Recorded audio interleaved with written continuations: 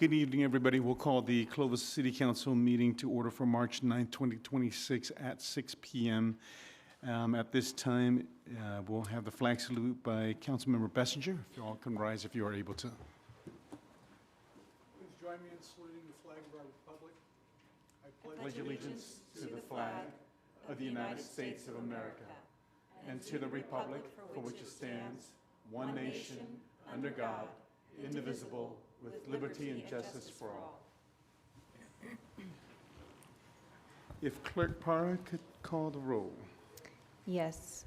Councilmember Ashbeck? Here. Councilmember Baskel? Here. Councilmember Bessinger? Here. Mayor Pro Tem Pierce? Here. And Mayor Moana-Tua? Here.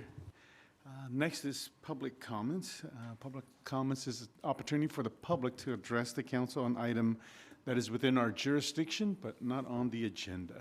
If you would like to, move forward and please state your name and give your address for the record. You would have 3 minutes.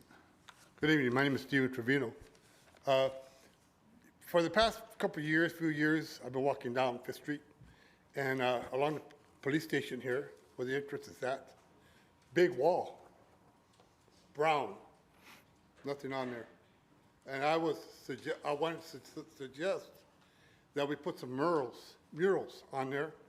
The other day, I was walking downtown Clovis, and there's a big mural of this place, and brings back a lot of memories when I was a kid. And I was thinking maybe that you guys would agree to paint it white or put some, I can't back of my head, put some of that cement on there and make some murals on there. And Councilman Basco was saying the other day about the first police chief, the woman police chief, and wouldn't be a bad idea, in my opinion, to do a mural of her, because and some of the people that have been here in the past, you know, and there's empty space, and hundreds of people, if not thousands of people, drive by there every day, you know, and so that's I sent a picture to the city manager so he could show it to you. Okay. So, anyways, I just want to suggest that, and one more thing. Last week, if I may, I was hearing Councilwoman Asbeck talking about when she went to a celebration of life, and she was mentioning a lady named Dora Gonzalez. And, you know, a lot of people don't realize the history of this town. All we ever hear about is the rodeo and certain things like that, but we never hear about the farm workers. And back in the 50s, the 40s, and I don't know the whole history, but many people came to California to work the fields. And there were many labor camps along Minnewawa. You know, the Bruce Ranch and the Wawona Ranch and Alta Sierra Ranch and through the years, all these farmers have had these labor camps, and people from all over the place have come to set roots in the city. And you know, it's something we rarely hear about, you know, and Councilwoman Asbeck brought back about the young man who was in Vietnam. Well, you know, in my life, when I was a kid, I remember going to the Greyhound Depot when I was a kid and seeing all these young men with their green bags, you know, going off to war, you know. And I have two sisters who married two soldiers from Fort Ord. And when she said that, it just brought back a lot of memories when I was young. And I used to go to the Greyhound Depot, and they'd be going to Fort Ord, and we see all these people, all these young men, sailors and army men, just you know, getting ready to take off, you know. But there's a lot of history. I could be here all day to tell you what you know, what I've seen in my life. But when she said that, you know, she said something like, "If I only knew." Well, there's so many things we don't know, you know, and you know, and so you know, there's historians. There's a lot of people that know a lot of things about what's gone on in the city of Clovis throughout the years, you know, and you know, we as time goes on, a lot of us are gone, and people, it just, you know, people forget, you know, it's just hidden away. So, anyways, hey, thank you. Thank you, Mr. Trevino.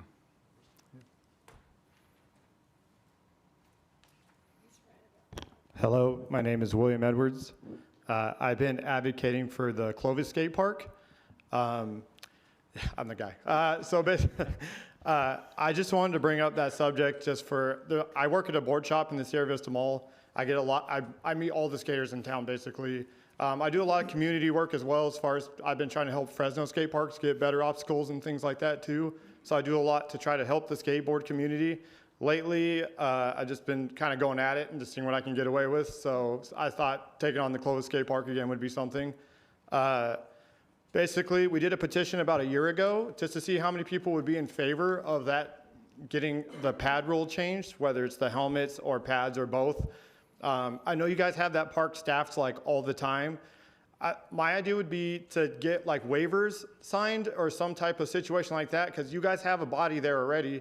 And if you guys can work a system where there's waivers being signed, 18 and over, those guys are now liable for their own situation. And if it's under that, then have their parents, whatever works best for you guys.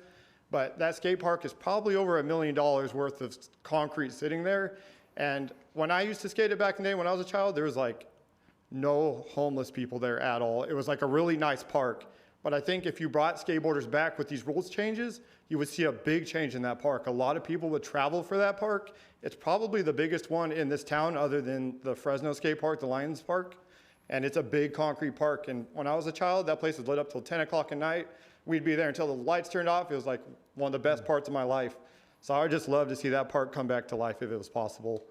And if you guys want, just reach out. I'd love to talk to you guys more about it and figure out something to help that park, because it's kind of sad to me personally. But I appreciate it. Thank you so much. William, are you asking to potentially remove the helmet rule? Is that what you're saying? Yeah, The it would be, ordinance? Okay. yes. I just want to understand what Yeah, your yeah, request is. either pads, helmet, or whatever would work. But okay. mostly it's been the pads complaint, like full pads. Like if it even moved to just helmets, you guys would probably get like double the traffic right off the bat for that skate park. But thank you so much. Thank you, William. Anyone else? My name's Anthony Burgos. I'm here for the same thing he is. We kind of just want that park back because, like, I used to go to it too, you know, a while ago. But, like, now that it's full pads and everything and summer's coming up, it kind of gets uncomfortable wearing it. Everybody's fine with the helmet because our head and our brain is the most important thing we have. So, and like he said, a waiver, because as skaters and anybody who goes there, we know we're liable for ourselves. If we get hurt, it's on us. We're choosing to do it. So, like, the full pads and everything, we get it for safety, but at the same time, we kind of want to remove because nobody really goes there no more. Like, the ledges seem like they're rusty. You know, that park hasn't really been active for who knows how long.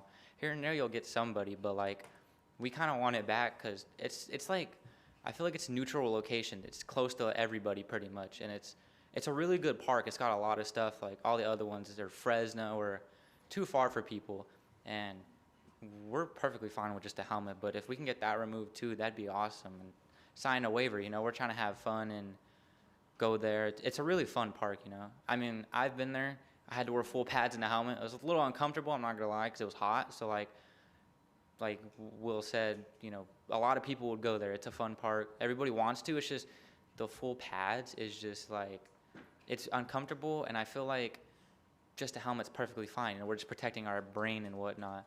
And if we have to sign a waiver, that's, you know, that's good for us. We just kind of want that skate park back, and not all the rules, because there's already somebody there watching. So like, and we're liable for ourselves at the end of the day. It's not. I feel like it's not much we're asking for.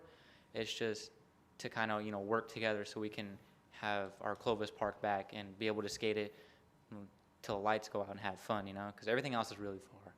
And yeah, that's it. Thank you, Anthony. Anyone else? Okay. Seeing none, we'll go ahead and close the public comments portion. Mayor, Go ahead, Drew. Could we get maybe a staff report on that? The location of that park surrounded by all the apartment complexes, if the impetus for the kids not going, I mean, is the pads and they're not, it's not required, but it's something, I'd like to know a little bit more. Yeah, we can send some notes out on that. Okay. An Thank email you. is fine. I mean, Yeah. I don't know, staff report is not necessary. And then after that, if the council would like to discuss more, we can do that. Can you include, I assume some of that is some state law or some such, so can you let us know what that is? Yeah, I don't know much about that either. I'm kind of past my skateboarding days. Just a little bit past. Okay, thank you. We'll do that. Next is the consent calendar, okay? Items on consent calendar are routine in nature and are recommended for approval by the city council. These items will be considered and voted on as a single item unless a council member requests separate consideration of any of the items. We have items 1 through 6. Anything to pull from the council on this? Okay. Anyone in the public like to address the consent items 1 through 6? Okay, seeing none, we're going to bring back to the council. I'll move for approval of consent items 1 through 6. Second. Okay, a motion and second on the floor. All those in favor signify by saying aye. Aye. Any opposed? Motion carries. Now move to item 7. The ordinance of the City Council, the City of Clovis making technical amendments to Article 2 of Chapter 2.2 of Title 2 of the Clovis Municipal Code relating to the Personnel Commission. So staff on this is, Amy. Okay. General Services Director. Go ahead, Amy. Good evening, Mayor Monatua and council members. Tonight, I'm here requesting your consideration of the introduction of an ordinance that would make technical amendments to Article 2 of Chapter 2.2 of Title 2 of the Clovis Municipal Code related to the Personnel Commission. Staff have determined that in order to improve the city's ability to efficiently schedule and conduct disciplinary hearings, an increase in the number of personnel commissioners from 7 to 9 is necessary. Additionally, the ordinance proposes an adjustment to commissioner compensation, increasing the rate from $45 per day to $65 per day. The current rate was last updated in 2014, and staff believe this adjustment is appropriate at this time. If approved tonight, the ordinance will return to council for adoption at next week's meeting, and if adopted, it would take effect 30 days later on April 16th, 2026. This concludes my presentation, and I'm available for questions. Any questions of the staff at this time? Okay, go ahead. I did have a question. Do we need this? I mean, are we amending something that's not useful? Is it required by law? Is there some other structure that might get us to where we need to be? I mean, I'm just curious. Are you asking if we need the Personnel Commission? Yes, we do need the Personnel Commission. They provide a really important function when we are working with employees through the disciplinary process. They are entitled to the ability to have an appeal hearing, and it's our Personnel Commission that performs that for us. Is that the only role they have today? I mean, when I was in the Personnel Commission 200 years ago, we interviewed not every, but it seemed like every city employee was like the first pass to the Personnel Commission. That doesn't happen anymore, correct? Correct. That particular function for the Personnel Commission was amended back in 2018. So now they do listen to appeals for terminations and also for grievances. So they are really important for us. I guess my question, I was being not facetious, but like, if that's a really important function and really different maybe than it originally started out to be.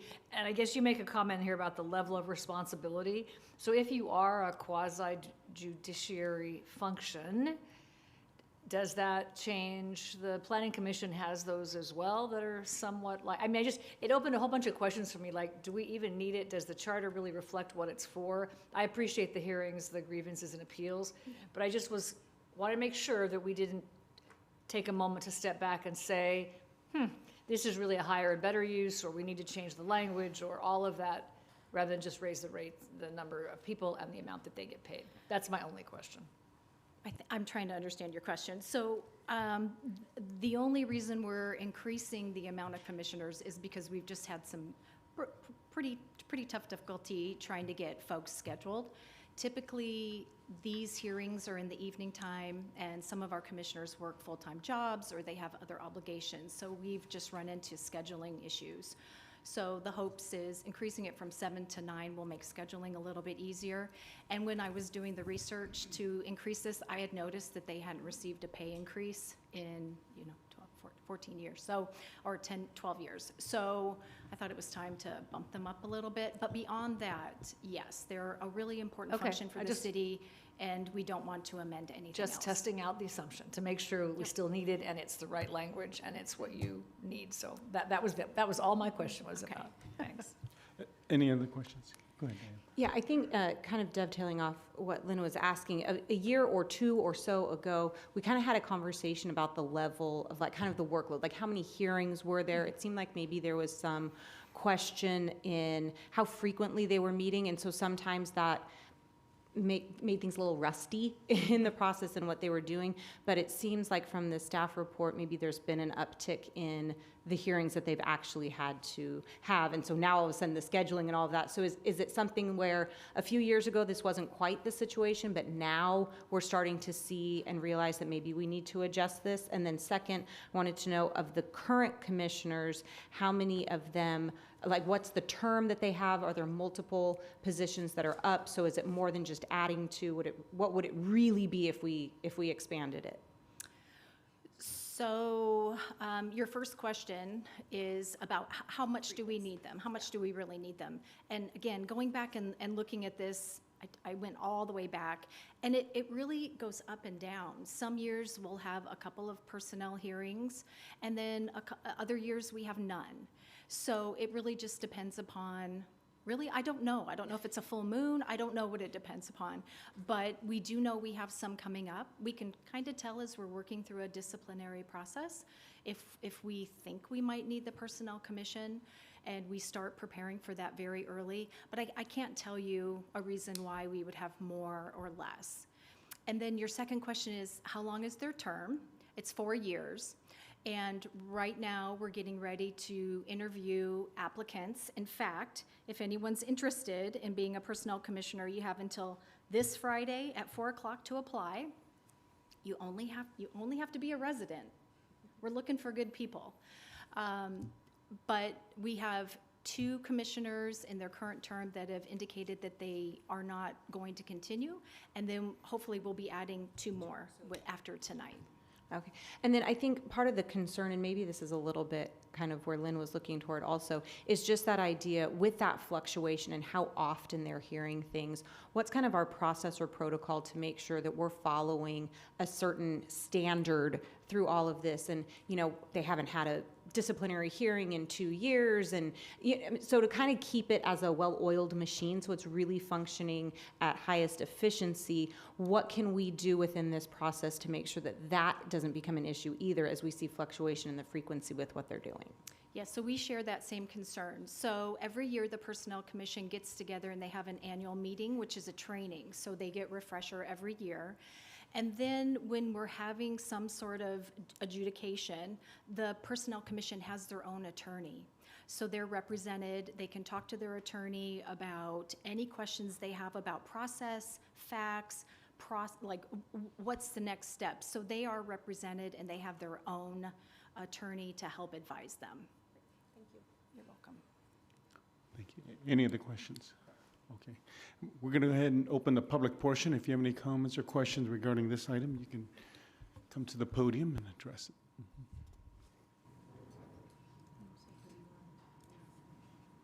Good evening. My name is Stephen Trevino. I live on Bullard. You know, I saw the application online, and it seemed like you said that the qualifications are, what are they? High school diploma, you said?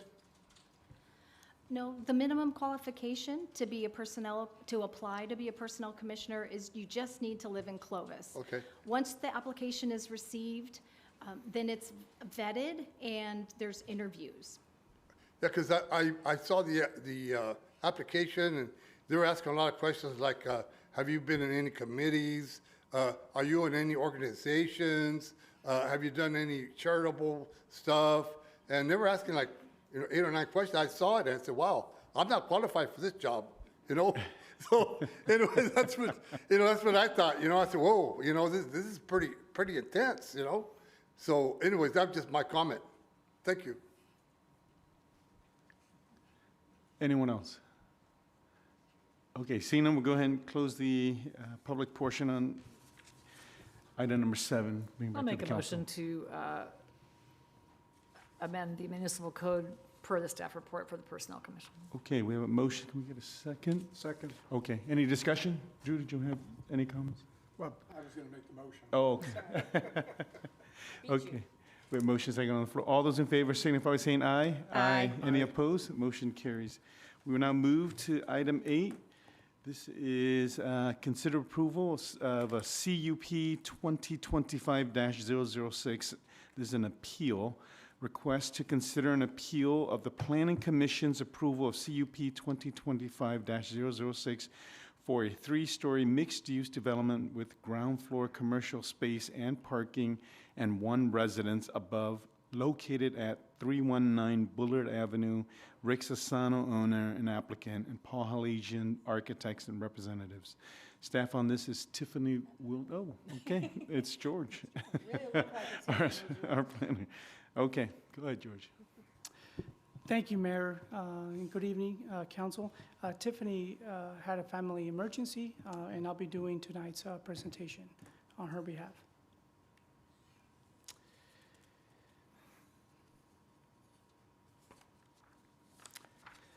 So this evening, we're bringing an appeal request before the council regarding conditional use permit 2025-006.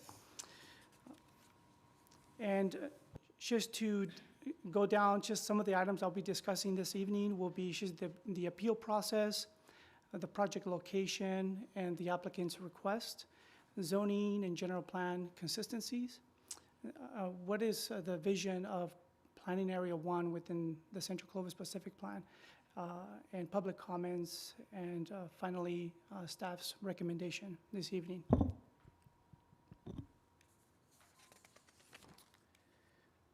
So regarding the appeals process, it's important to note that the council obtains jurisdiction of the matter, and that the decision that the Planning Commission did is suspended pending the hearing and decision of the council this evening.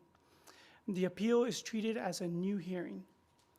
Council may consider any issues associated with the appeal in addition to the specific grounds of the appeal.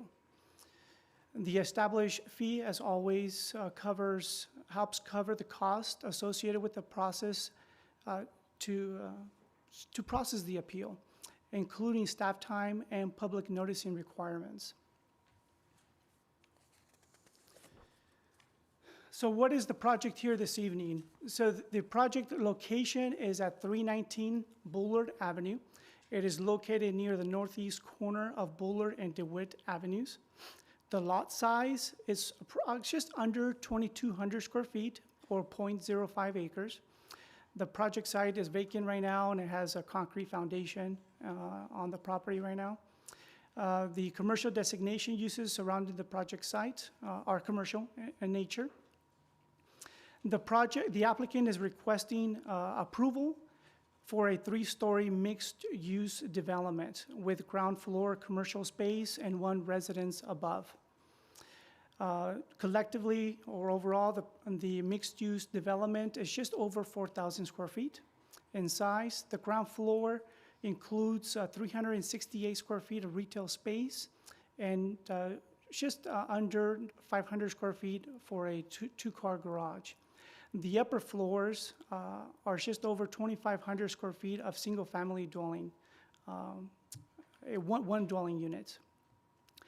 And the project comes with new tree planting along the frontage facade of the building along Bullard Avenue. Regarding zoning inconsistencies, here on the screen we have our planning area map that is in our Central Clovis Pacific Plan, which identifies all of the planning areas. And here with the red dot is the project site, which is located within Planning Area 1 of the Central Clovis Pacific Plan. The land use is mixed-use village. George, before you continue, I want to understand the appeals process. You said it's a new hearing, yet in the appeal, they appealed for 2 reasons. One is zoning, one is consistency with the some environmental. So do we only consider those 2 when we look at what you're going to say today? And like if those 2 don't meet any of the standards, we support an approval of the original CUP, or Even though they listed those two, council, it's a whole new hearing. They can just say one thing, but you consider everything again. So I want to really understand that part, because it listed in here, they listed two reasons for the appeal, so. Yes. And it's the latter, so it's a brand-new hearing, and the council can consider the entire project. Okay, so in other words, an appellant can't just say anything then? Because it's going to come as a new hearing to us. I'm sorry, they can't say anything? They Yes. can say anything, Yes, right? they can Okay, say I anything. just don't agree with CEQA. I Yes. don't agree with this. Mhm. But when it gets here, we have to consider everything. in other words. Everything, yes. Okay, all right, because I didn't, I was trying to follow that as I was reading the report, Yeah. so, okay, thank you. Yeah, folks can raise the same concerns they had at the planning commission hearing here tonight, and any new items that we haven't heard before. To that point, things are design elements open for discussion if it's a new hearing? Like Yeah. how consistent that this may or may not be with the Old Town guidelines, so Yes. all of it's open. Yes, it is. Yeah. The existing land use is mixed-use village with a zoning of C3 downtown commercial. Under the planning area 1, the specific plan encourages and allows mixed-use developments with an approved conditional use permit. And this is the reason why the commission considered this back in January.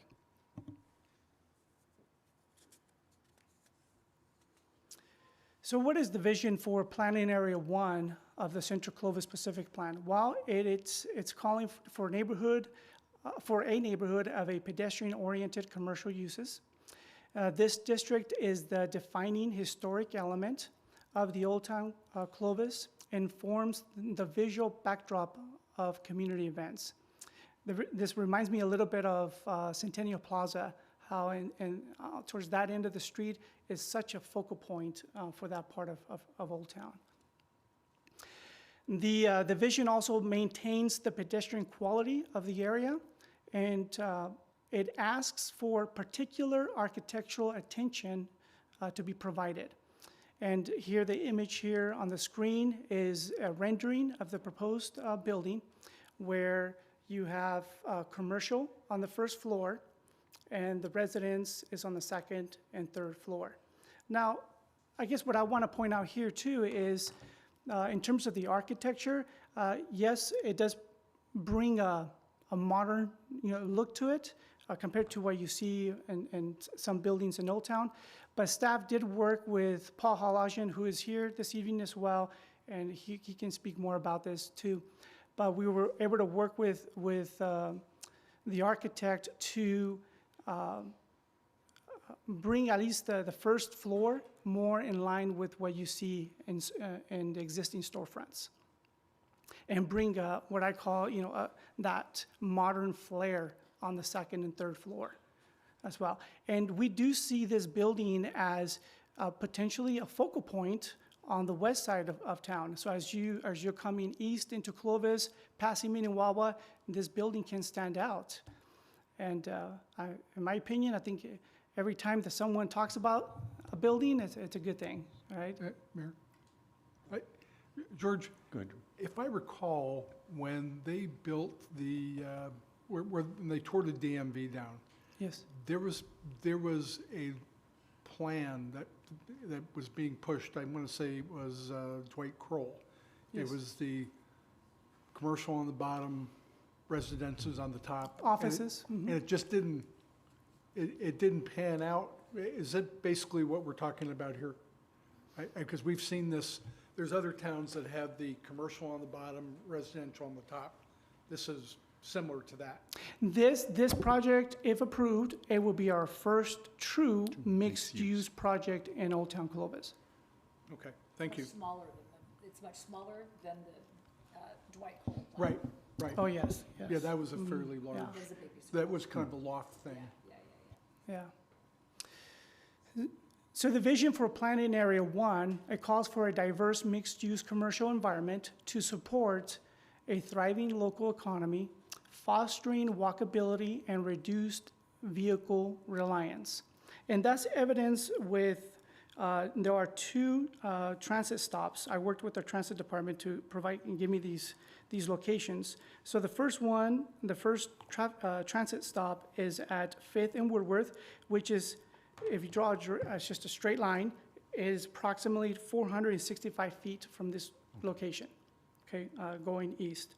The second location is at 5th and Harvard, and that's about 207 linear feet from this location heading west. So it does provide that walkability component, in my opinion. So also, the vision is calling to maximize existing space effectively, and I believe this project is doing that, and meet the diverse housing needs while maintaining the authentic character of the community.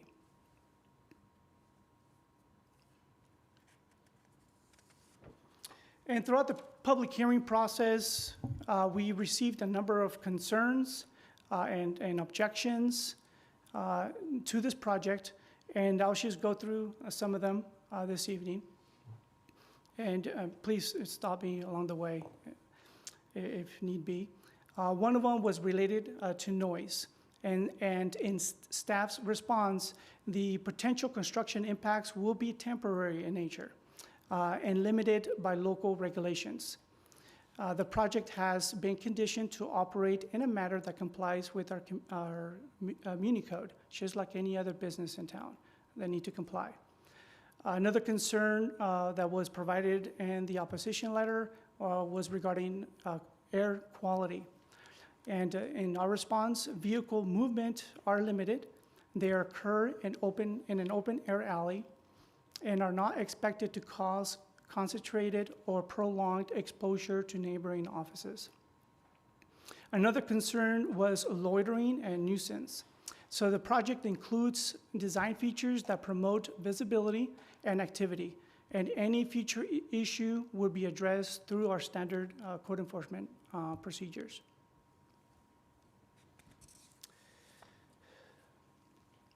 Another significant opposition that was presented was the trash enclosure. So Public Utilities did work with staff and did approve trash toters with the project to be stored within the building and with a designated pickup area. Now, one of the comments from Mr. Woodworth, who's here this evening and may speak on this, that this was one of the concerns. So the placements of the toters on the streets. So the commission, in their approval, they added a condition of approval specifically asking staff to work with the applicant and Public Utilities to find an alternative location on the street to place the toters and minimize Mr. Woodworth's impact to his business. And that's part of the condition, and if the council approves the project, we'll continue to do that. Site setbacks were also an item of opposition in our response. The Central Clovis Pacific Plan development standards permit structures to be placed directly upon the front or side property line, consistent with adjacent businesses. So this business is being granted similar rights, just like many other businesses in Old Town where they have zero lot line developments. I don't see a difference here. Another opposition was building height, privacy, and obstruction of light. It's important to know that height is within the zoning limits and consistent within the Central Clovis Pacific Plan goals for varied building massing in Old Town. In fact, the Central Clovis Pacific Plan, for this planning area, it allows up to 4 stories with a conditional use permit. We were able to work with the applicant to reduce that to 3 stories. We thought, staff believed that 3 stories would fit better in the character and the content of the surrounding existing buildings, which they did, and they reduced the height to 3 stories. Any questions on these? Also, another item of opposition was the commercial space and the use of it. And per staff's response, per the operational statement, the commercial space will be light retail, which is a permitted use. In fact, they were mentioning office use in there. And Mr. Woodworth did have a concern about a bar being allowed there. And the commission did condition the project to prohibit any bar uses to be brought before them in the future. So they just prohibited it. Another concern was alley use. So in our response, the alley is a public facility designated for vehicular access. The project is required to provide 26 feet of backup space to allow for safe ingress and egress. And the limited trip generation is not expected to exceed the alley's functional capacity. Another item of opposition was parking. So there is no fixed number of parking spaces being provided with this project for the commercial component, and that's the critical part of it. Parking requirements for mixed-use developments are subject to a conditional use permit approval. So part of the opposition was that we're not meeting development standards. We are. The code specifically allows the commission, with the findings and support of staff, to approve a project with different parking standards than what our standard code indicates. It's important to know that they will be providing a 2-car garage for the residents on the 2nd and 3rd floor, but just not for the commercial component, which again, it's just under 400 square feet. If the code would require parking, it would be 2 parking spaces. And as we indicated to the commission, of course, there's public parking adjacent to it, and there's a nearby public parking lot near this project site. George, the building to the west of it, there's some parking, huh, in that alley? From the view of it, is that private to that? I don't know what's there. I think it's a business, right in that little corner there that I see. Yeah, that is Mr. Woodworth's property. That's his? And Okay. that's his. Okay. The parking is his. And that's his parking spaces because it's in his property, so no one else can park in those No, parking Right. stalls. And then the parking that you mentioned in the report is that it'll just be street parking. yeah, street parking or public parking down the street. Okay. Mhm. And then I'll just ask now, Bullard, going straight and Bullard in that curve, you can go into that alley from the south and also make a right from the north to go into that alley? No, between it's a one-way. So you have to go in the alley from the south, from Okay, Bullard, so- and then exit Fifth. But you can't come in from Fifth down the alley. Oh, so from Fifth, you cannot go into the No. alley, so it's a one-way? Just a one, okay, I just wanted to make sure. Thanks. And I'll look at that to correct me if I'm wrong.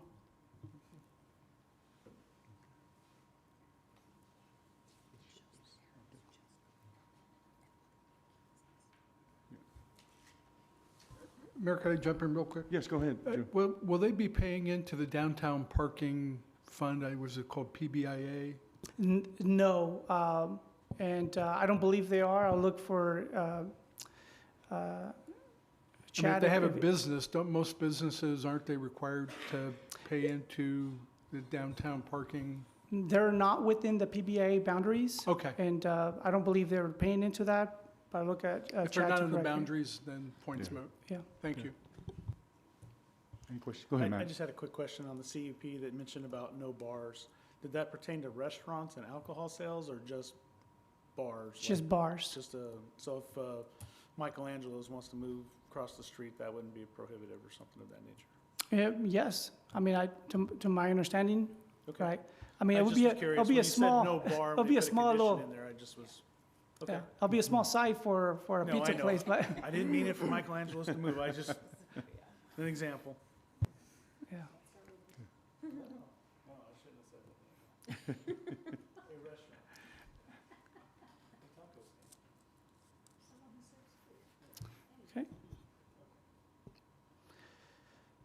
And one final opposition for the project was regarding our CEQA.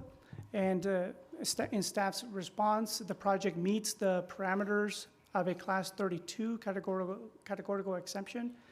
The project's conditions of approval have incorporated the Department of Public Health's conditions of approval. I know that was one of the biggest oppositions in the letter, and we addressed it in the staff report and how we're meeting those requirements. Ultimately, the project represents appropriate infill development. It fits within the existing urban context of Old Town. It utilizes an underdeveloped site in a manner that supports orderly growth and land use compatibility. And the project site is compatible with the surrounding land uses and physically suitable for the site. Therefore, staff continues to support the Planning Commission's approval of CUP 2025-006. The project is consistent with the goals and policies of the general plan, the Central Clovis Pacific Plan, and our Muni Code. Staff is recommending that the City Council this evening uphold the Planning Commission's adoption of the categorical exemption under CEQA and approval of Conditional Use Permit 2025-006. And that concludes my presentation, and I'm available for any further questions. Any other questions of George? George, do you have an image? You might put an image up here so people in the audience could follow along, because the in-out, one-way, all of that might be useful for folks to be able to see the, yeah. So we're talking I guess a question, well, and maybe the appellant could comment. Is there any use that would be acceptable? I mean, I think it's a very small lot. The choices are very limited, right? So if we want some development on the site that is economically pencilable, what would that be? So maybe that's not for you, but we want the development. It's all of that, yes. But I'm just kind of curious. Every development will have parking. Every development will have, can you back up far enough? Every development will have toters. So I'm not sure if there's any. So I don't know, Mr. Woodworth. I'm so sorry. Help me. He'll come up and. Sorry, you're a person. Thank you for being here. But I'm just curious about. Yeah, I'll let Mr. Woodworth Yeah, I would like to know talk about that, because Yeah. literally anything is we're going to have the same conversation unless you build a, I don't know, 600 square foot something, and you put it right in the middle of that empty lot and call it a day. So I'm just curious about that, because you can't probably have development. You could have development and account for the challenges, but we're probably not going to answer all of those. So I guess I would just, in your conversations with Mr. Woodworth, I'd be curious to know where that landed. Okay. So.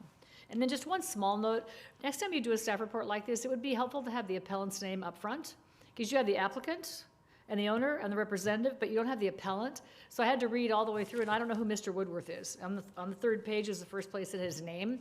So I'd be curious to know before I got to all the way to the end of the attorney letter that I saw, so I could kind of track who was objecting to who. So just a small note for future reference. Okay, Thanks. thank you. Go ahead, Drew. Thanks. I'm looking at the letter from Mr. Castro, and I don't know if we'll have this conversation after the appellant speaks, but it's not inferred. They're basically saying there were factually untrue statements made by city staff. Is that something you want to address now, or wait till? I mean, obviously, I want to know what they're talking about. Yeah. But Yeah. do you want them to do the presentation and then you respond to questions from us? No, I mean, I can speak to that, and I'm sure Mr. Woodworth or his attorney can comment on that. But Actually, I would prefer that you addressed it now, because Okay. Yeah.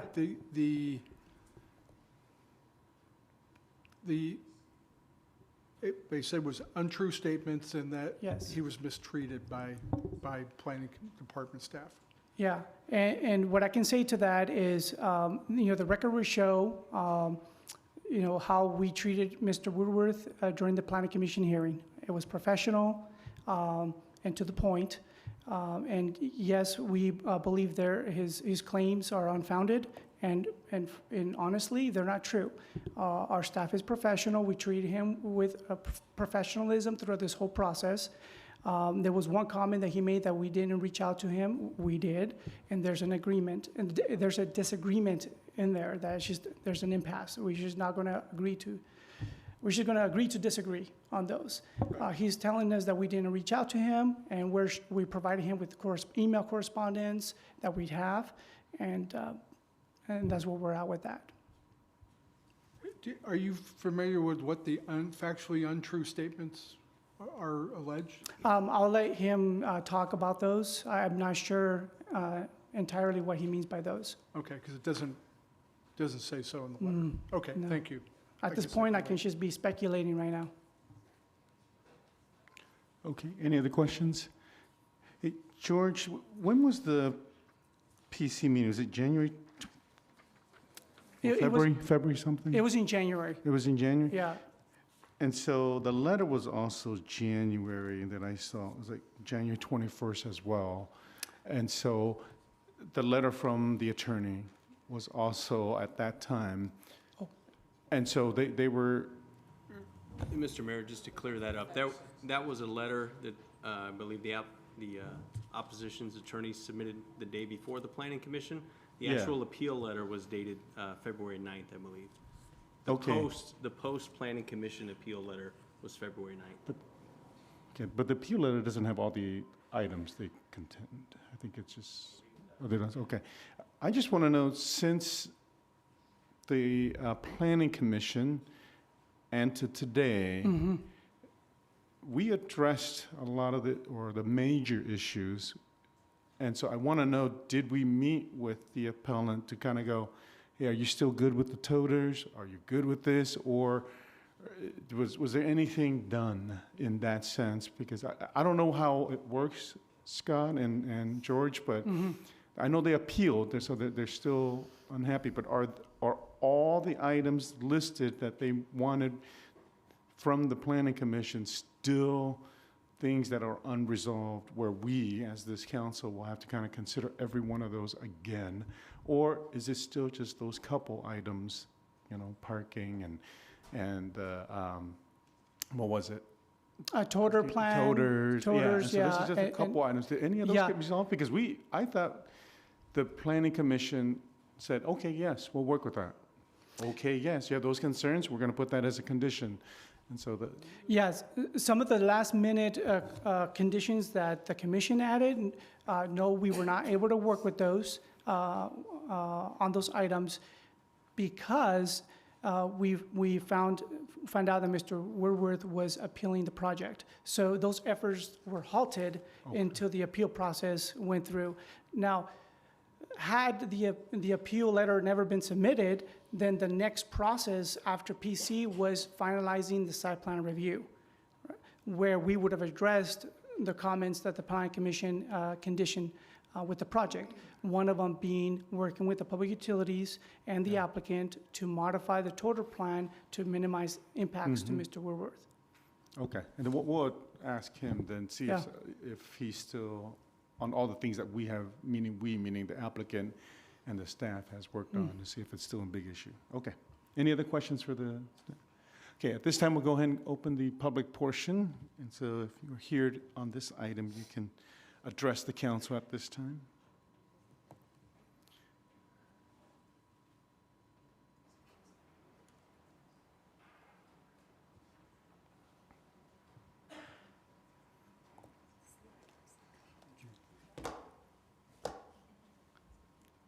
Good evening, Mayor and council members. My name is Hunter Castro. I'm an attorney at Wanger Jones Helsley. I'm here tonight on behalf of the appellant, Paul Woodworth, and his investment properties company. You may hear from Mr. Woodworth and some other members of the public regarding some of the specific questions you had earlier, perhaps examples of when the property was experiencing issues with this project, scoping, speculation regarding what might happen, but also what has happened with the planning process thus far. I want to quickly answer your questions about the untrue statements that were referenced. It's the exact conversation you were already discussing. In the Planning Commission meeting, the commissioners mentioned they had specific concerns about Mr. Woodworth's comments regarding outreach notice. And staff's comments and response were that I'm lying in my letter when I reproduced Mr. Woodworth's comments saying he wasn't contacted about this project. Staff's explanation is that they answered Mr. Woodworth's email when he asked for them to send the agenda materials. Mr. Woodworth is saying that he was not affirmatively contacted regarding the project. And in the year leading up to when the conditional use permit application was submitted, and how we got into a process where he received a 10-day notice before the hearing saying, we're going to approve this project. And that's, as far as I'm aware, that's all that I meant when I wrote that in the letter, and I think that that's all that everyone else understood. This has been a sticking point because when that conversation occurred during the Planning Commission meeting, the commissioner who received that response from staff said, thank you, all my concerns have been allayed, and I'm ready to vote. So, backtracking, I'll try to be really brief. And if anybody in the audience over here wants to speak about how they've been personally impacted, I think it probably sounds better coming from them. Mr. Woodworth is a longstanding member of this community who's run many businesses that serve your residents and businesses that are located in Clovis. And if Mr. Woodworth were developing a project like this, which is, as everybody mentioned earlier, it's a major discretionary approval that's in your hands tonight after the Planning Commission made its choice. If he were developing a project like this, you would think you would go out of your way to talk to all of your neighbors and ensure that whatever you're doing wouldn't have a negative impact on your future neighbors and their businesses and the community as a whole. Here, Mr. Woodworth tried to engage with the applicant, and we were unable to obtain any form of concessions or any real explanation because it was immediately in the hearings in 10 days process. And while it was continued in the time between it being continued to January when the Planning Commission heard it again, there were no concessions made even though the parties met. What was communicated to Mr. Woodworth is that the approval is going to happen. It's a foregone conclusion. Why would I give you anything? And so the city's received evidence that the project will have impacts on neighbors and tenant businesses that are next door, but also that it has already had an immediate effect on these folks. And these are through some things that were discussed earlier in our correspondence.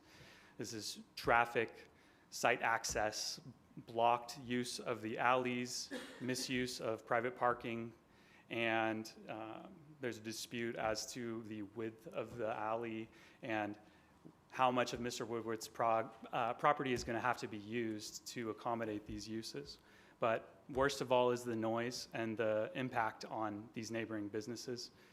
Even here in a scoping context, there was so much noise on more than one occasion that Mr. Woodward's business and one of his tenants' businesses had to just close shop for the day because they couldn't hear anybody on the other end of the phone. And so what we're concerned about moving forward is that this is going to be a huge construction effort in a tiny parcel to build as high as we can go, even though it's under the proposed maximum 4-story result. It's still a large structure on a small parcel right up to the bounds of however far we can get it. And with that impact, there are injuries that have occurred and injuries that are going to occur. Mr. Woodworth's received notice from one of his tenants that if today has a negative result, they're not going to be continuing on as tenants next door. And so all of that said, I don't want this appeal to be construed as an anti-development effort. That's not the purpose of this. We're looking for a real interactive process where we can get meaningful commitments from the applicant and some sort of compromise and process where Mr. Woodworth's, his tenants, and all of those local businesses' relationships are able to continue. We can have a good relationship with the applicant going forward after their property is built, And hopefully that all those businesses are able to continue to work in the city and serve you all. That's all I have for this evening. Question, then, go ahead. Maybe just a, I don't know, somewhere in here. So in a situation like this, let me see how to say this. In Clovis, when we run into, this happens routinely, the neighbors don't like what's happening next door around the block, so this is not a new concept. In this situation, is there any expectation that the owners of this parcel reach out and have a neighborhood meeting with the people in that little triangle? Did any of that, I guess, can you just refresh, or can you just say, did any of that happen? And I think that's my first question. My second question is the concessions, sometimes they happen and sometimes they don't. So I hear you made some asks, and so I guess I'm kind of interested in that. And then I guess my third question is what I said earlier. No matter what happens on that parcel, again, 600 square feet, 3 stories, it's gonna be noisy, there's gonna be traffic. So are you saying that there is not no development is the desired use of this property? Because how else, because everything that will happen will be noisy, require trash, loud noise. So I'm struggling with that, but those 3 questions in that order. Is there a requirement for these parcels in this little triangle to talk to each other? Did that happen? Concessions, and then what is realistic in terms of concessions? It's never going to be quiet if somebody builds on that parcel. So maybe you can talk about the first part. Per our muni code, cooperation between the applicant and Mr. Woodworth is not required for a conditional use permit. And I say that because if it was a general plan amendment, then yes, it will be required. He will need to do a neighborhood meeting and invite the neighbors and hear them out. This is not the case. It's consistent with the zoning and land use. And to go further in terms of were there any communications between Mr. Woodworth and the applicant, to my understanding, I believe there were, and I'll let Paul Halajian talk about that. In terms of their conversations and what happened there, I wasn't provided detailed information. I just know that they just couldn't work it out. What I don't appreciate is sometimes when they throw staff in there as being blamed for them two not working it out. It's between them two at the end of the day. I'm looking at the project through the lens of our development code, our policies, our guidelines, and frankly, they should be leaving staff out of those neighborly disputes. Yeah. And I know that staff has, in other cases, facilitated that kind of conversation. Yes. Right? Because you want it to be red and you wish it was green. And I mean, you can negotiate that as you've done that. But that didn't occur in this. We're just having a dispute. Here we are. But none of that sort of back and forth has happened as far as you're concerned, to the best of your knowledge. Yeah, I'll let the applicant. They can speak for themselves. Yeah, they in can other speak for words. themselves, yes. Okay. And I guess my question for you then as the appellant or the representative of the appellant, is there anything that would not be noisy, use trash, take up parking that would be acceptable? Anything smaller than what we have now would be Anything a reduction. smaller. But I think that a lot of the concerns are with regard to the, apologies. A lot of the concerns are with regard to how close this is going to get to Mr. Woodworth's and his tenants' properties, and how the construction process is going to require the use and blocking of the entire area to facilitate that work. Obviously, construction is noisy, and the response is always going to be that the municipal code will address it. But we're looking for some sort of, I can't say what would satisfy the client at this time, and maybe they'll have some more to offer later this evening, but some sorts of commitments regarding timing and reduced scope and special efforts to avoid the impacts that we're talking about and that we know will happen. When Mr. Woodworth's building was constructed, it accommodated the materials and the construction equipment by planning to have his own parking lot. And that's where those items were staged during construction of his own building. And so here, it's going to be a garage in the back of the alley that will require you to expertly back up and not drive into his building to accomplish all of this work. George, when this parcel was imagined, was there a master plan for the however many lots there must be? I can't, 4, 5, I don't know.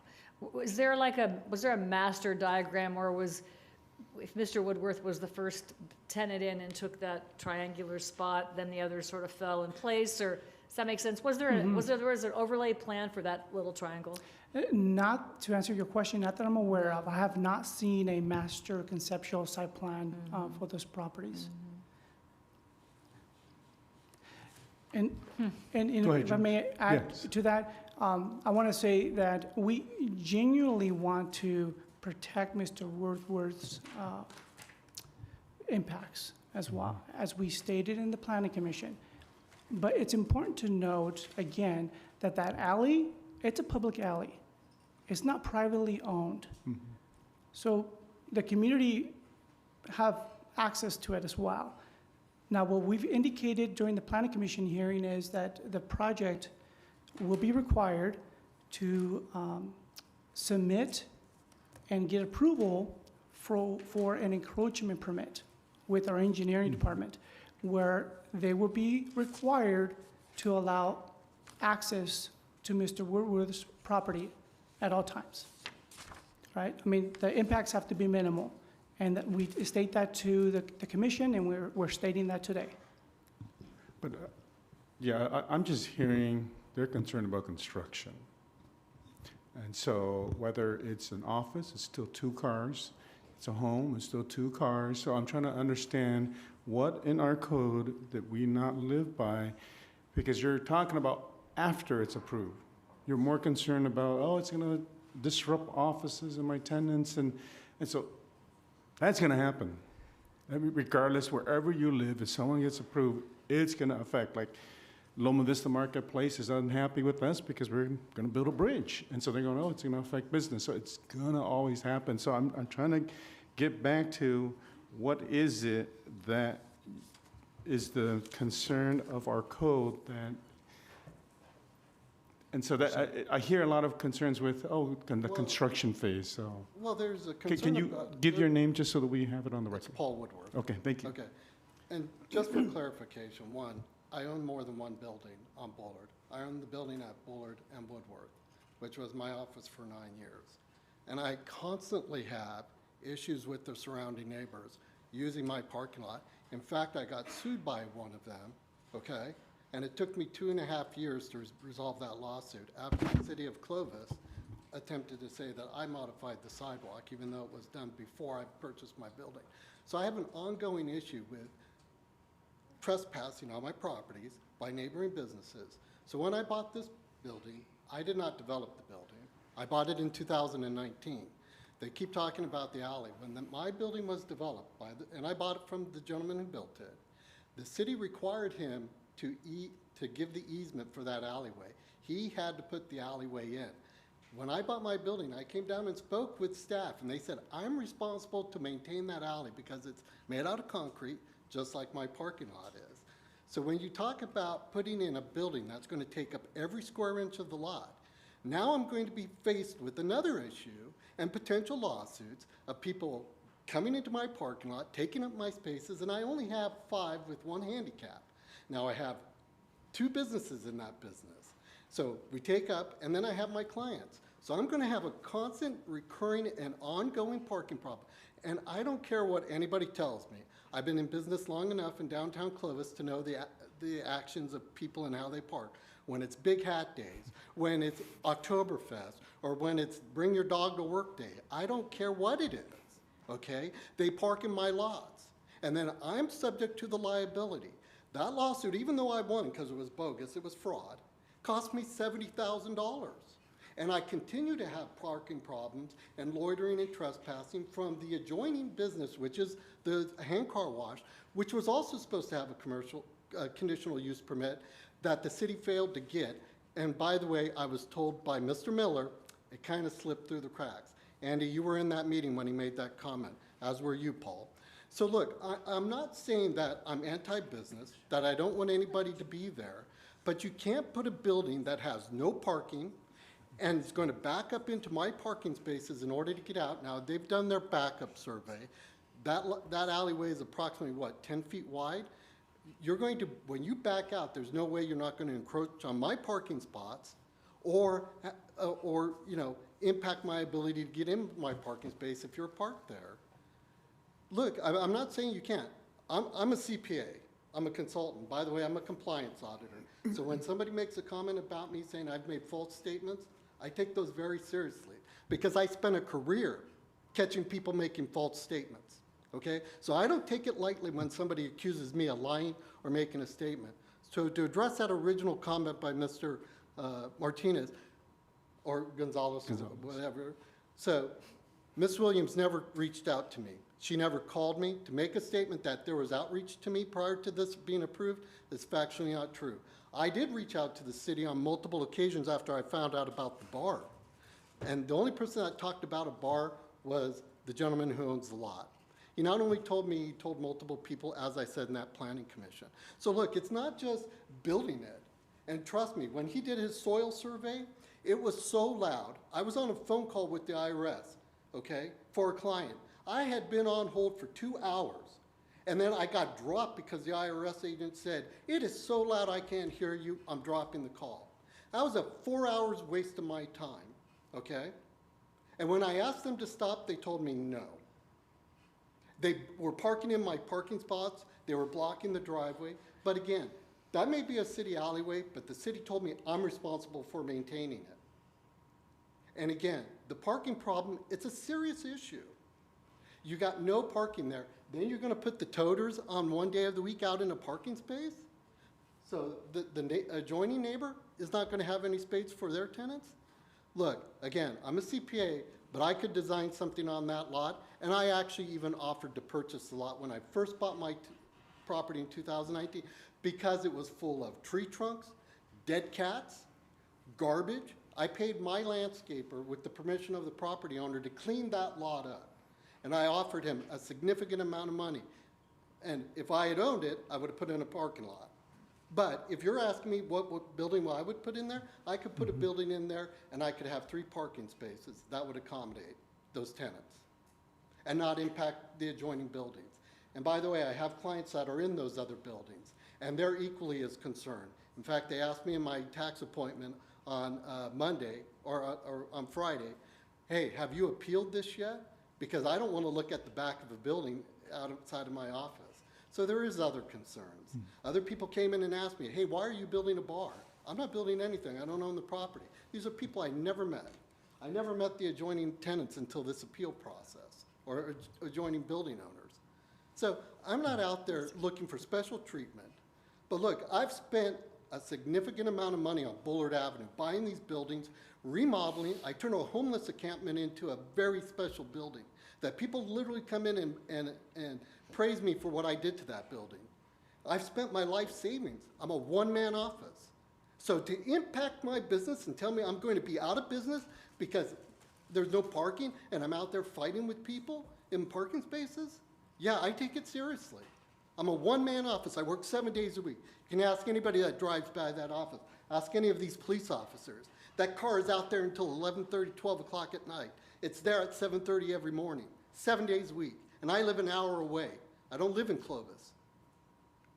I take this stuff very seriously. It's my livelihood. This is my life investment in these 2 properties. Thank you, Mr. Woodward. Are there any questions for Mr. Woodward? Mr. Woodworth, I'm sorry, could you say the part about the car wash again? I stood up to look at Diane's. When that car wash went in 2013, Yeah. it's not zoned to be a hand car wash. It was zoned to be a self car wash. A what car wash? A self-service Oh, car self, wash. sorry, Okay. thanks. So the city allowed it to turn into a hand car wash. As soon as they moved in, all of a sudden I had cars all over my parking lot. On Saturday, there was people setting up barbecues and tents. They're in my lots. They're standing smoking in my flower beds. They're next to my office window because, you know, I've got a nice wraparound porch. It's a nice place, nice and cool, out of the sun, you know? Hey, nice and quiet. The only problem is I'm on the phone with the IRS or the Franchise Tax Board or having private financial conversations. That information gets into a third party's hand without, I lose my license. Understand. Thank you. I tried to make the connection when I got up to look at the image, so thank you. Thank you.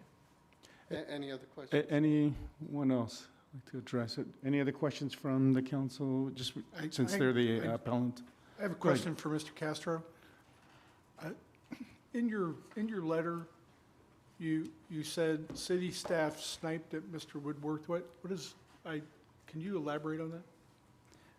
I think you just heard Mr. Woodworth talk about how during the planning commission meeting, they were saying that his comments about his experience and trying to get information out of city staff were untrue and falsehoods, and my letter was disposed of as incorrect. Okay. All right, thank you. That's Thank all I you. Okay. Anyone else like to address the council on this? Yes.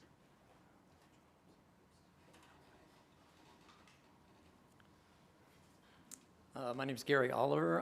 I'm one of the co-owners of actually probably one of the original buildings on that little triangle section.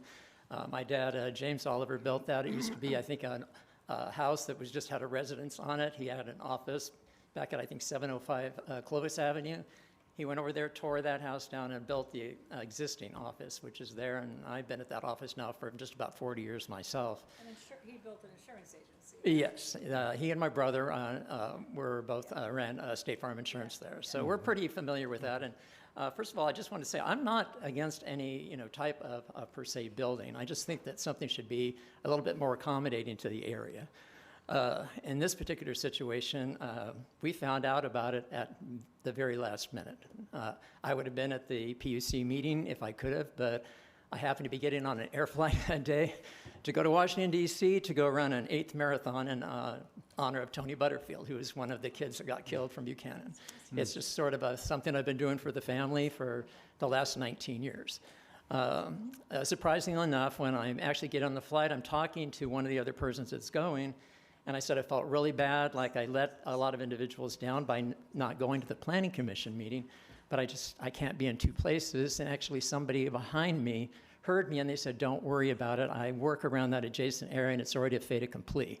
Nothing you could basically say, nothing you could have shown up and done. They'd already made up their mind. And I said, seriously? And he goes, yeah. And I go, that made me feel better. I still went to Washington, D.C. and I ran my 26.2 miles. The only thing that I did do before going there is I tried to, and I think it was Miss Williams, I did call and contact her. She gave me the name, I think, of a Miss Altoona. I emailed her once and also I left her a voicemail because I think this was probably on about the 7th of October. So I realized I was not going to be able to be at that meeting. I tried once. I tried twice. 3, 4, 5, 6 times. Never got one response back at all. Not even any recognition of the fact that I even had contacted her. To this day, I still never got any notice from her. And I just want to kind of go with one thing, because we did meet with the architects just for an adjacent meeting maybe a little over a month ago. And I find that I guess one thing that's just sort of surprising to me, and actually you made the comment, that I guess this particular development, I guess it's because it doesn't fit within a certain confines of what codes are, that you don't have to have an actual meeting with any of the people in the neighborhood or whatever.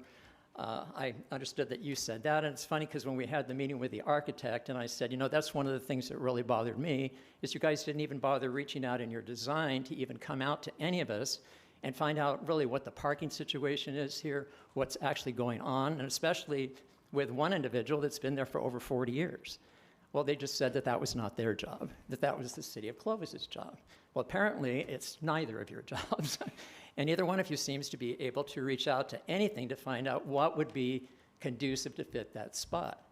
I mean, with Paul and I have gotten to know each other a little bit better.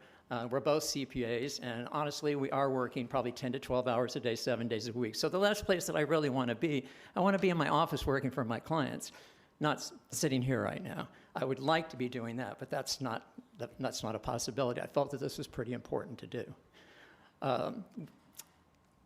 Again, I think my bigger complaint here is just because you have code sections, and that's what I was listening to from the gentleman here. Just because you have code sections and you can do this, I really feel that they've really worked with the applicant in trying to basically maneuver this to basically fit a square peg into a round hole. They worked with him probably very conducively, but they didn't reach out to any of us at all. They didn't bother to reach out. What would actually fit? In fact, you brought up the idea of the PBIA, I think it is. And they have tried to draft us into basically contributing to that. But once we talked to them at another meeting, they said, you know, really, to be perfectly honest, we're not getting anything out of this. When they were having all of these events over here, all we're doing, and Norma can attest to this because she has a massage therapy place, we're having to tape off our parking lot because we have nothing more than basically people trying to park like we've got public parking. They really, and you can even put up anything or put up, they'll just come in and park anyway. I have to tell them you're going to have to leave. Mr. Oliver, if you can wrap up.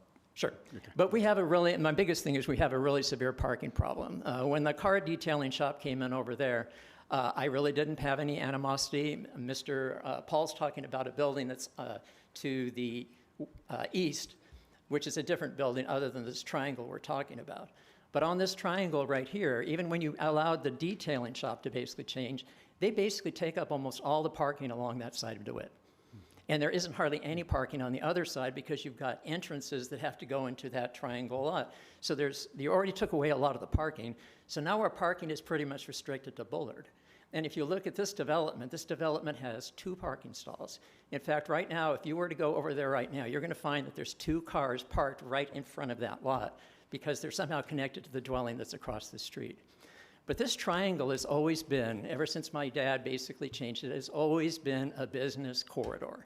It has not been, just because you can do something through a code section doesn't make it right. And my last point, and I will wrap it up, is that a good case in point, and it was actually my brother that brought this up a long time ago to a different meeting in the Planning Commission. When my dad had this building built, he had 2 clean-out spots. One was in one suite and the other was on an adjacent side of the building. We let the Planning Commission know about that cutout. They could care less. They end up building a building because of the code section, because they can build a building within 6 inches of our other building. We ended up having a problem about a year and a half ago where we could not use the other clean-out. It was not going to be working, and they said, can we go to the second clean-out? I said, well, not unless maybe you can get a cat in there.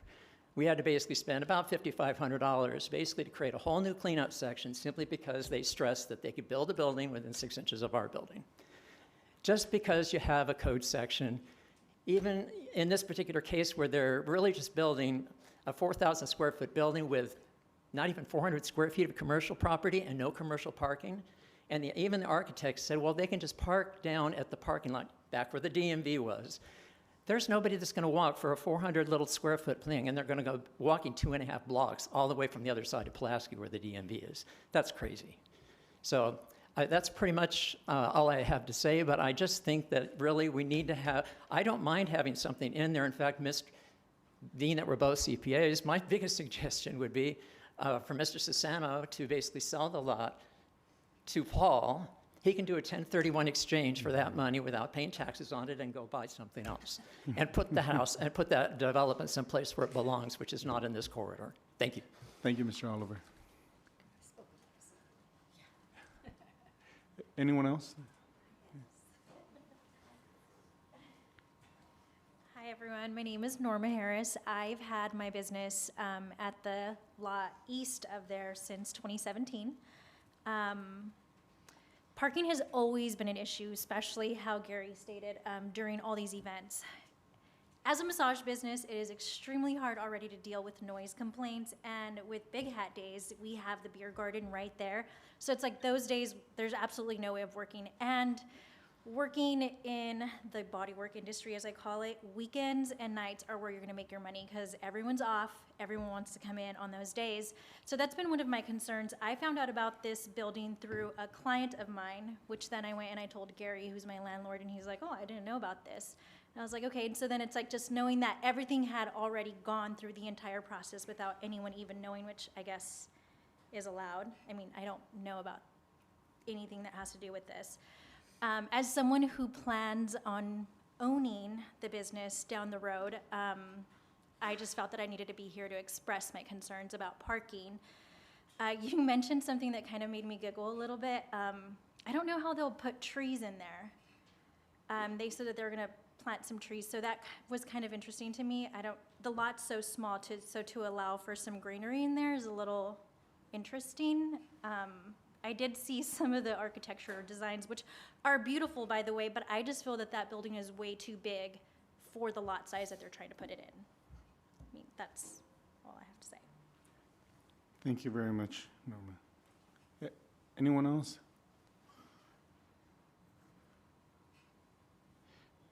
And, even those who are the actual applicants of the CUP, this is your time as well, so please, yeah, come address the council at this time. And Mr. Allo, I just wanted to Ms. Altoona is a planning commissioner, and depending on the individual planning commissioners, because I used to be on the planning commission, they may or may not return, or they may or may not visit with those who contact them. So depending, yeah. Oh. Okay. Okay. So maybe that's why you didn't get anything back from Ms. Altoona too, but okay, we'll make sure you're notified. Go ahead. Good evening, Mr. Mayor and members of the City Council. My name is Paul Halajian. I'm an architect. I'm the architect for this project. My address is 265 East River Park Circle, Suite 420, Fresno, 93720. So I'd like to just start by giving a little background on what where this design came from, where this whole concept came from. And one of the things about design is fundamentally subjective. Everyone has an opinion, and there's been mention made of codes. And I think it's important to point out the difference between a code and some of the planning documents that drove this design. This design fundamentally is rooted in three very important, very well-crafted documents. The first is the City of Clovis General Plan. So the general plan is a document that doesn't just appear from planning staff. It comes about through months and months of dialogue with the community to arrive at what do the people of Clovis want for their city. It's a document that really casts a vision for the future. What's the future of our city? And really what it gets to is city form. What will Clovis look like? So the general plan is a very important component of what drove this design. Another document is the Central Clovis Specific Plan and the Central Clovis Specific Plan Guidelines. These two documents look specifically at this part of Old Town. And what it says is this is different than Loma Vista. This is different than Harlan Ranch. There's something unique about this part of the city that requires special attention. And so great care went into developing design guidelines, so we're not simply relying on someone's opinion on what a building should look like or how big it should be. So the site, according to the Central Clovis Specific Plan, is described as a district gateway. It's part of it what's conceived as a district gateway. And so the bulk, the height, the architectural character together are to come together to create a gateway expression. And really what a gateway, as described in this document, it's something that calls attention to itself. It marks the passage from one thing, one place to another. So in these planning documents, a decision was made that whatever is built in this part of Old Town should present as a gateway to mark the fact that you're moving into Old Town.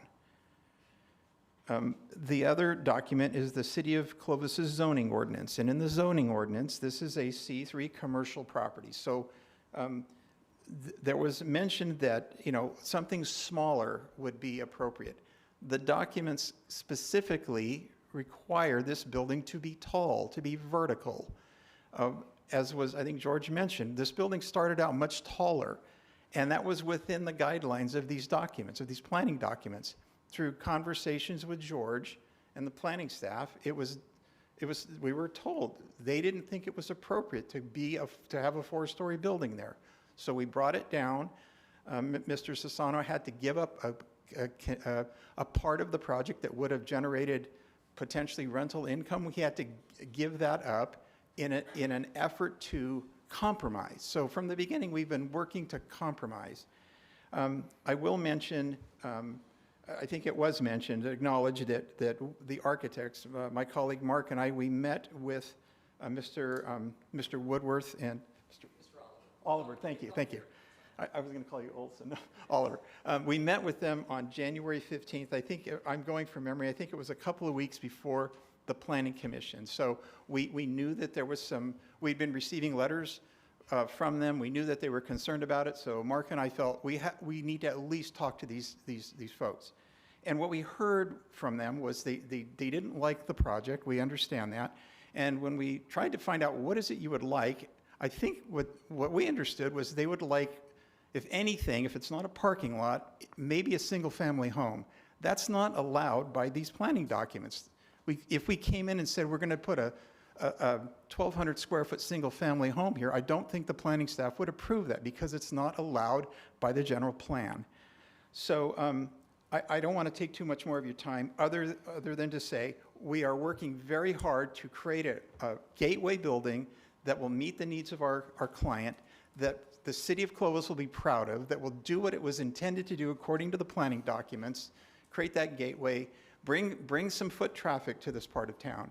And we're doing all we can to demonstrate how infill development in Clovis in the future can be delivered. So this is really in keeping with what so many other cities across the country are doing, creating vertical mixed-use projects on infill sites that would otherwise be neglected. So I'm open to any questions. Thank you. Any questions? Go ahead. John. Mr. Halajian? Halajian, yeah. There you go. There is no parking on this site. Is There that are correct? there's a private two-car garage. That's for the residents. For the residents, correct. And So, I'm sorry, go ahead. and the commercial space, which is just over 300 square feet, it's a small commercial space. It'll either be used by Mr. Sassano for his own business. It may have a tenant, but I think with staff, we believe the kinds of use will be insignificant in terms of its parking. And we think there's enough off-site parking to meet the needs for whatever small commercial tenant might move in there. So 300 square feet, what kind of business would? So if it's not Mr. Sassano's, if it's not his small office, it would be someone else's small office, a small insurance agent, a barber, it would be a small tenant. It's probably 1, maybe 2 employees at the most. So it's not large enough for a restaurant? No. A mini market, anything like No, that? no. That is going to be, have a lot of coming and going? Yeah, I don't think, a restaurant alone, just the kitchen space alone for any kind of food service opportunity would probably require more than the entire space. There would be no seating. So I don't ever see it being used for any kind of food service. That's all I have. It's professional office, if anything. Okay. Mr. Halajian, could you speak to when you first met with the property owner, meaning Mr. Woodworth? We met, as I said, I think it was the 15th of January. And so I guess in here, Thursday, October 9th, that was with us then, George? October 9, 2025, there's already communication from the appellant to us. It was in your report of public outreach, and then also December 29th. And so have we been communicated longer than just a week or two before the PC meeting? I know we've been communicating with him, and we mentioned it in the staff report. Yeah, so Those dates, it's Yeah, the dates those that are in dates are there. back in 2025. Okay. And then we even continued a PC meeting because there were more concerns brought up. The Is that continuance, correct? Yeah. the continuance of the PC was upon the request of the applicant. They had a family emergency, Okay, to my so it understanding. wasn't to accommodate the concerns of, but it was continued. It was continued. Okay, so it wasn't. But it was for a family matter. Okay, I just wanted to clear that as well. Okay. And you had a question then? Thank you for your excellent work throughout our city, for sure, so Thank you. thank you. One of the staff comments up here was my favorite new word, which is architectural intention.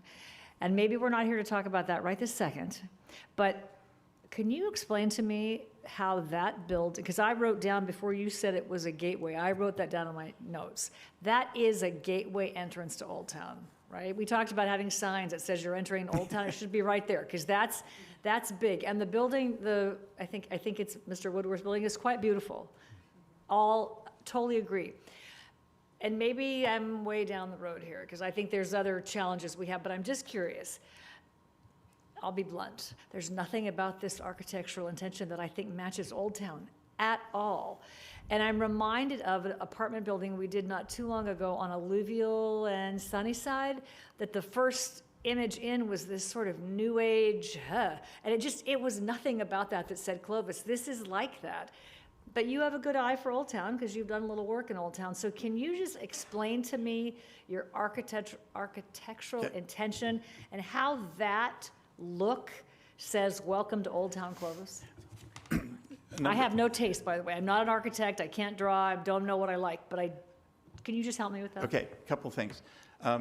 The design, there are design guidelines that we took a look at. And what the design guidelines state is the architecture for this area should use, quote, turn of the century architecture. Okay, so our thinking Can about. you put the image up on the screen, George, if you have it? Sorry, I'm sorry. I just want, yeah. Okay, I just wanted people to be able to see it. That image you see right.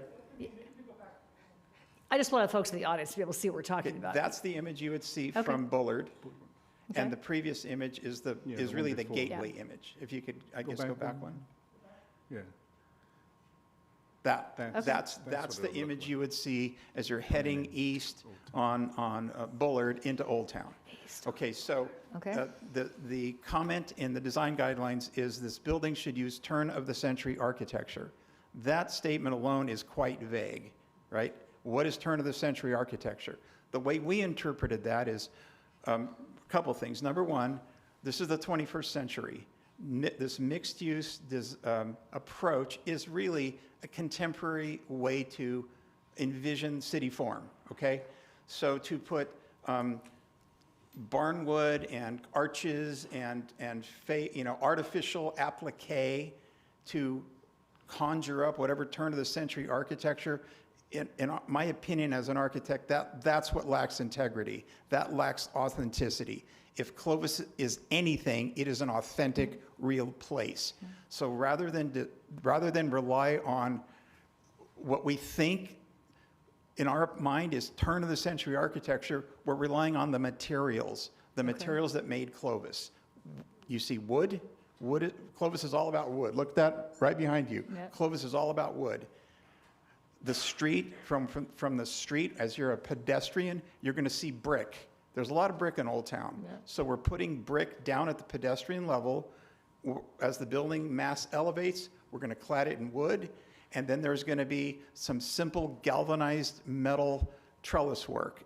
Galvanized metal and wood are about as timeless as you can imagine any kind of architectural motif. So that's how we came up with this. It's all about authenticity and not trying to conjure up some false sense of the past. That's helpful. So the buildings, I'm not asking you to, we're not having a contest here, but the Realty Concepts building that went on Pulaski and the buildings on each side of Centennial Plaza, that is an architectural intention. Yes, that is a sort of thinking about what Old Town of 100 years ago might look like today, like if you fast forward. So what is that? Is that authentic in your mind? Or could that and this, to me, I seem like they clash a little bit, but can you just help me a little bit more on the intention that you're I thinking think of? it's a really good question. I think you could argue that the Realty Concepts building is a good example of turn-of-the-century architecture. I just don't know if there are arched brick buildings that were built in Clovis at the turn of the century. My sense is Clovis was about wood. And so that's why we've decided to use wood. And I think the problem I have with an arch is artificial. If you want to build an arch, you need stone in compression, like the Romans built arches. To put an arch on a building in the 21st century is completely artificial. Okay. That's helpful. That's helpful. Thank you for Thank that you. short lesson in architecture. Appreciate it. Thank you. Any other questions? Okay. Thank you, Mr. Elijah. Okay, thank you. Anyone else? Mayor, may I respond to your comment about the Hold on. communications? Yeah, hold on with regards to that. We'll just wait for anyone else? No? Okay. I'll allow you. Go ahead. Yeah, since you are the appellant, go ahead. So I just wanted to clarify that you asked about the correspondence between the city and Mr. Woodworth. In October, the correspondence that went to Mr. Woodworth was the mail notice to all property owners within X feet of this thing. In 10 days, the Planning Commission will consider a conditional use permit on this project. Okay. Mr. Woodworth emailed staff and said, please give me the agenda and packet so that I can understand what this is. The response was, here's the packet. The meeting was continued at the request of the applicant, and then they cited further communications with Mr. Woodworth. The meeting is now on January something, 2026. Yeah. Here's the new packet, and that's all. Okay. Thank you, Mr. Thank you. Thank you, Mr. Anyone else? Okay. Seeing none, we're going to go ahead and close the public portion. George, you wanted to respond? If I may, Mayor, I would like to address 3 items. Sure. One is, yes, I want to confirm that we did do the CUP notification requirement of 300 feet radius. So we did do that per our municipal code. Also, it's important to clarify that the project meets the required setbacks. They're not asking to deviate from the setbacks. Per the specific plan, planning area 1, it allows 0 lot line setbacks per the vision of that planning area, just to make that clear. And to address the lady's comment about trees, I will direct you to page 4 of the staff report and also page 65 of the whole packet, which shows you the site plan. I don't have it up here, if not, I would have brought it up. It shows you the site plan with 2 trees along Bullard. The facade there on Bullard is pushed back a little bit where you'll be able to plant some trees there.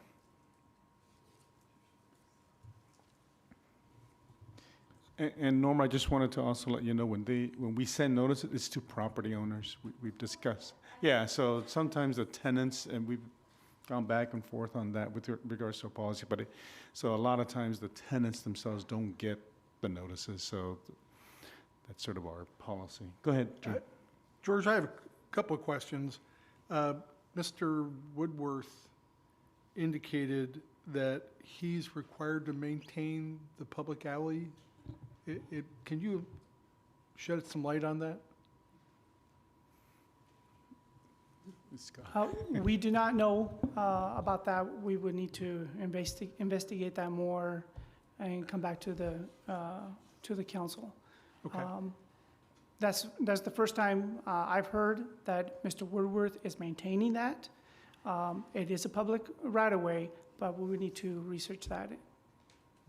Okay, because I've looked at the pictures, and there's a nice swath of concrete there, and do you know if that was built by us or by him when he did the?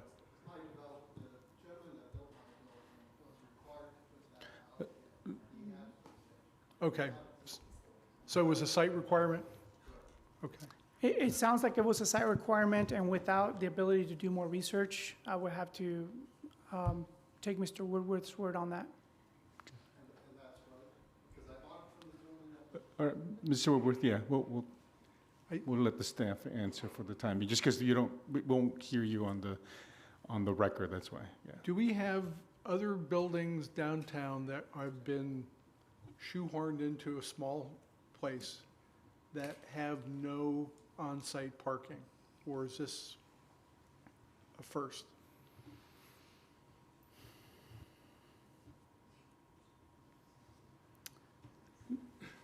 This might be the first. I'm trying to think of recent projects. Of course, Bicentennial, or Centennial Plaza, sorry. They brought some parking with the project. But George, a might- lot of the businesses in Old Town don't have on-site parking. They're just using our public parking or parking lots, and so we have that Especially pretty within the constant. PBIA. Yeah. Yeah. And the nearest public lot would be by Centennial Plaza? No, it's closer. It's by Bullard and I believe Minnewawa. Okay, Near the Elks Lodge. okay, Yes, they down the street from Elks Lodge. okay. It is I know, Bullard- but it is Mr. Halija, I know you Minnewawa. want to right, speak, that's but we right. closed the public portion, so in case, unless No. Mr. Councilman Bessinger really wants to answer, we'll And Go if ahead. Mayor, if I may, on Yeah. Old Town Oh, and I'm sorry. parking, to answer so Old Town was developed before there were cars, much of it. So much of Old Town is not car-centric, which is how we've had to shoehorn in public parking lots and make cars work. So I think this area is kind of in that transition phase between Old Town and, newer, or what we call more traditional neighborhoods, to kind of some of the mishmash that you may see in that area. George, how many property owners are involved in this triangle? At Mr. Woodworth least owns 2 parcels? in this triangle here, I would have to guess that at least there's 5 property owners. Mr. Oliver owns 1? 7 property We're getting owners? 7. Oh, But we're talking just this. okay. So George, you're talking about thinking this triangle 5, here, right? just the triangle. Just the triangle? I mean, it just looks like maybe Just, yeah. 5. Yeah, 5. The car wash is across the street, yeah? Yeah. Yeah.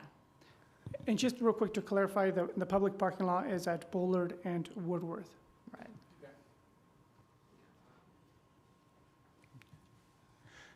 Hey, George, I had a question, okay? So there was a concern with regards to the backing out.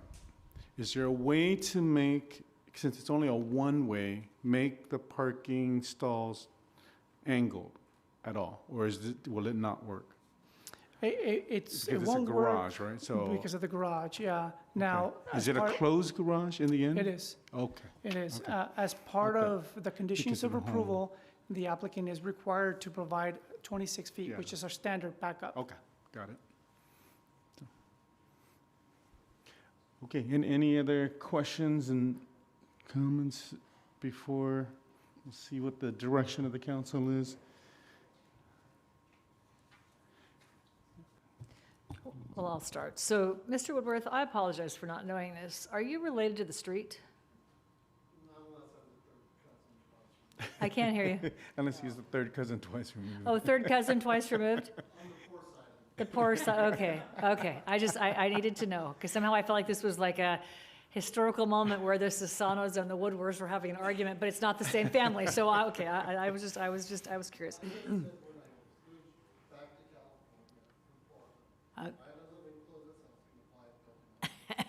Okay.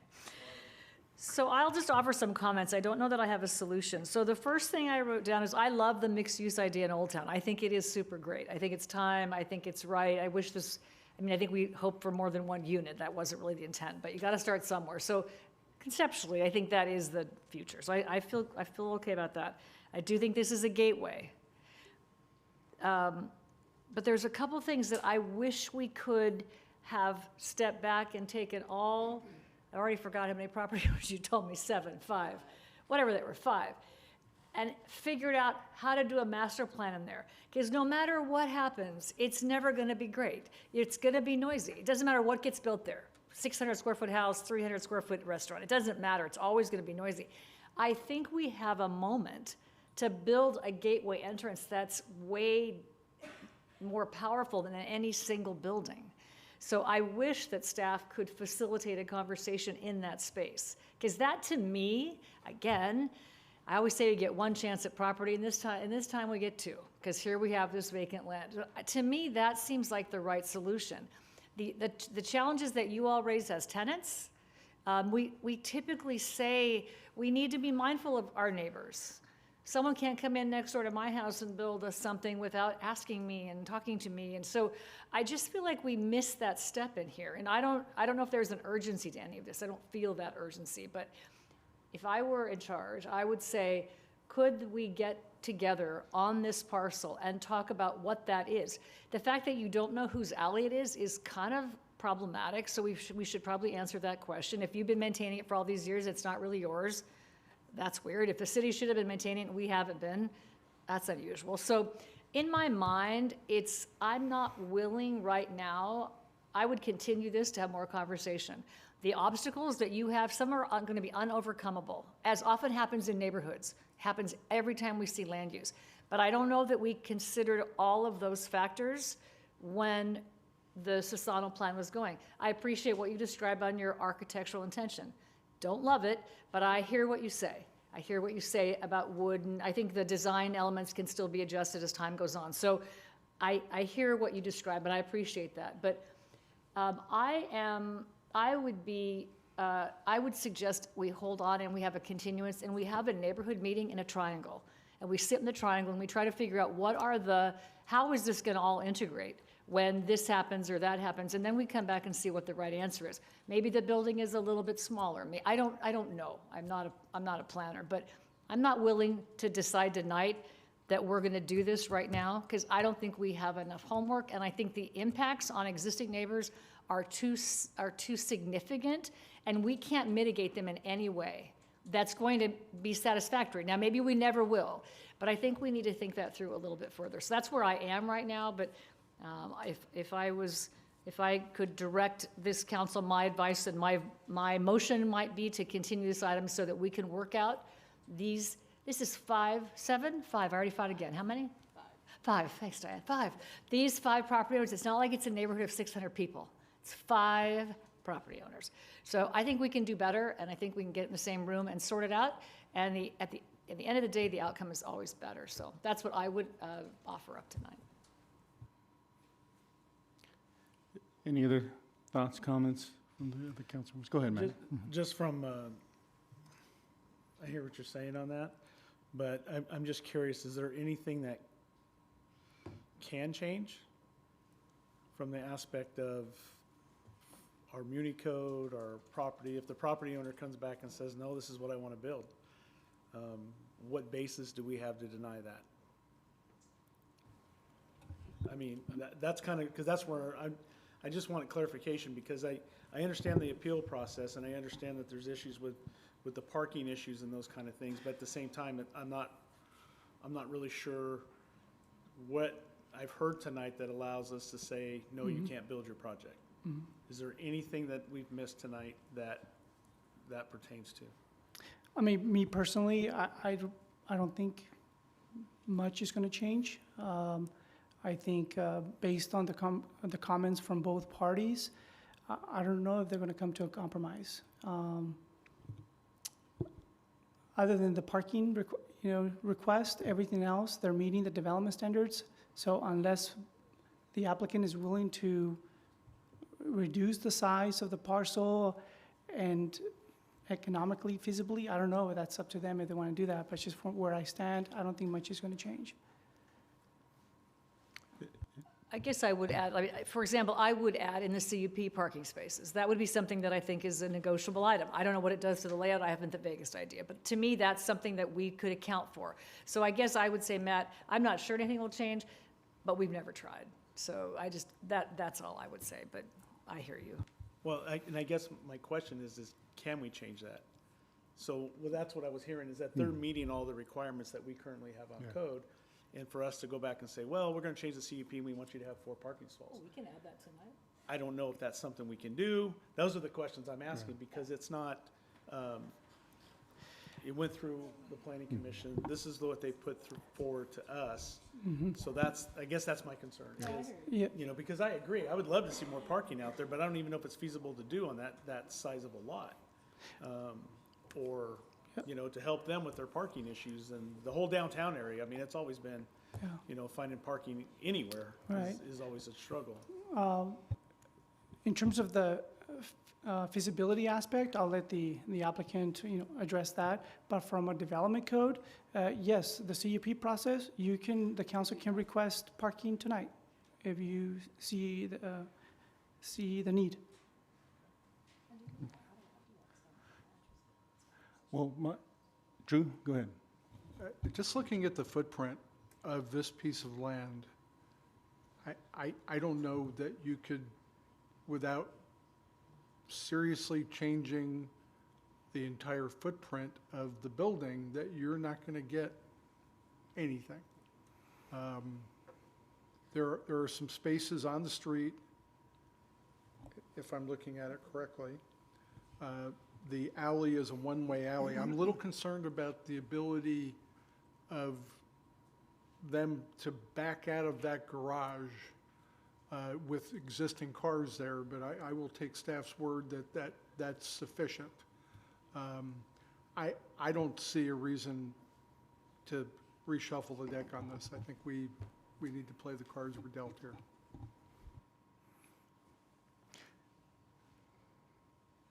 Well, for me, we lay out things for people who have or who want to develop.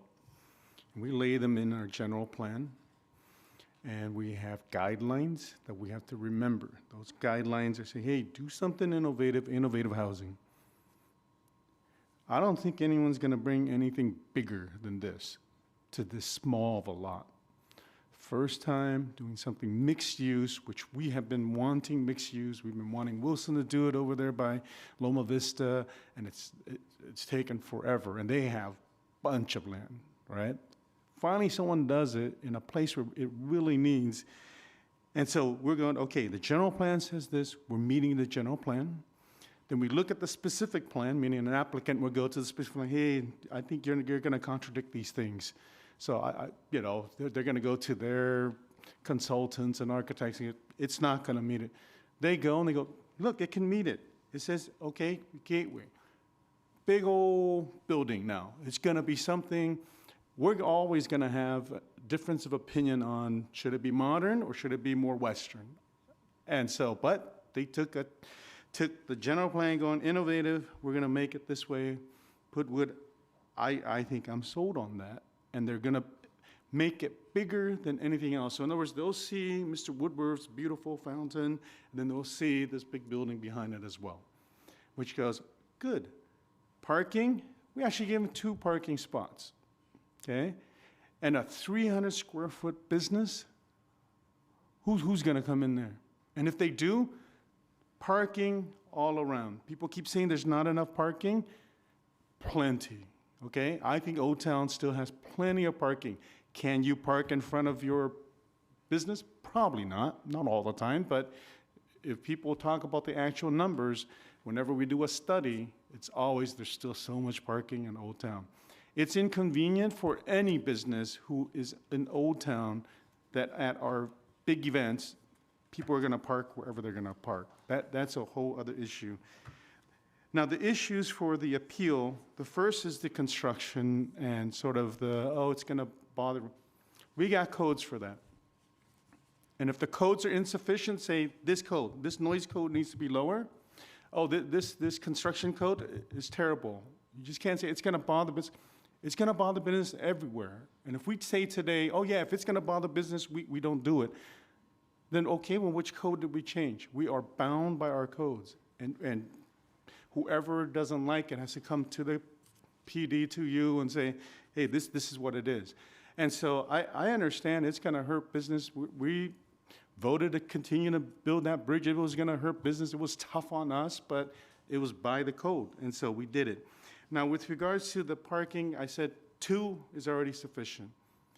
Is it an inconvenience or an encroachment if he backs up or the residents back up and it goes into the other? Yes, but is he always going to be? It's 2 seconds in encroachment, then they go. And if they hit someone, someone meaning a car, they're liable for it. And so in other words, there's laws already directing all that. And then I just want to say, I think this is a parcel, and I hear you, Lynn, with regards to a gateway, but when it's all built out, I don't know how much more collaboration you're going to get. I don't think they're all going to pour money into change facades everywhere. I really think that ship has sailed. And so the only thing we can do now is put an arch on Fuller. You know, it's only what the city can do now, because with the private property owners, that's all built out. There's really nothing left unless we scrape and redo some of the things. I think that ship has sailed, and this is sort of hidden in the back. Unless you're going bullets straight on, you'll just see it, and it'll just be passing. So that's why I say, you know, the Planning Commission looked at this very hard. They were 5-0 on it, and then now it's up to us. I think it is until I hear something with regards to this zoning law is no good, or here's the environmental flaw, it's difficult for me to go against what our staff is recommending and what the Planning Commission has already decided. So, Dan, I don't know if you have any comments before we'll see what. Yeah, I actually did just note one thing, because I'm trying to look at all of the different renderings of the proposed building. And initially, my thought on the garage and the parking in the alleyway was, you know, hey, yeah, it can't be angled because it's a private garage, so it's going to have to be straightened out. But now as I'm looking at it, and I see the few like bollards that are along the west side of the commercial part of the first floor, it looks like it's a very short distance between the building itself and then where the alleyway is. And I'm just kind of, one thing I've learned in all of this is we can have all the traffic studies or parking studies or whatever it might be that we want, but what happens in real life does not always reflect what those studies tell us is supposed to happen. Like we talk about with Old Town events and everything, people just do their thing. But I am actually starting to wonder exactly how easy it would be to pull back out of the southmost parking part of the garage, because by the time the back of your vehicle is to the end of the building and the bollards, you're like in the alley and you can't see anybody who's coming north that way. So maybe there's a little more, and I'm certainly no expert, so I could just be seeing something that isn't really a concern. But I do think, to Lynn's point of maybe there are different aspects, the parking could still be potentially, there are 4 spots along Bullard there to the south of this property, so maybe that really is sufficient. I'm sure the studies will tell us it is. But at the same time, I do appreciate, and you know, Matt's point of what would change if we did say everybody sit down. So with the exception of my newly found concern with someone backing out of that parking stall, I don't know what could change to make something being developed on this particular parcel palatable to anybody who's there. So unless it's going to stay a vacant lot, which I can't imagine is really that helpful, I do think that the architectural intention and the designs do make for a nice gateway into Old Town. But I am concerned about what happens with that triangle and how everybody is going to coexist and live together. But at the same time, to the mayor's point, when we set out these policies, when we have the guidelines and the procedures in place that we ask people to follow, when they reach the end of that, if there isn't anything specific that we can point to and say, yes, except you didn't do this, or you didn't complete this part, or there's still a question about this, I don't know where we really get to say, nah, we have some unexplainable or, you know, reason to say, no, we're not going to follow everything that we laid out that we asked you to follow and you did. So I have a single concern, but I'm sure that can be taken care of. But I don't know that anything, I mean, Lynn kind of tried to ask, it's like, what could go there that people would be happy with? And I don't think there is an answer to that. And so unless there is something specific to this project that is a problem, I don't know how we say no. And George, you're saying that the alley from the thing is 26 feet, right?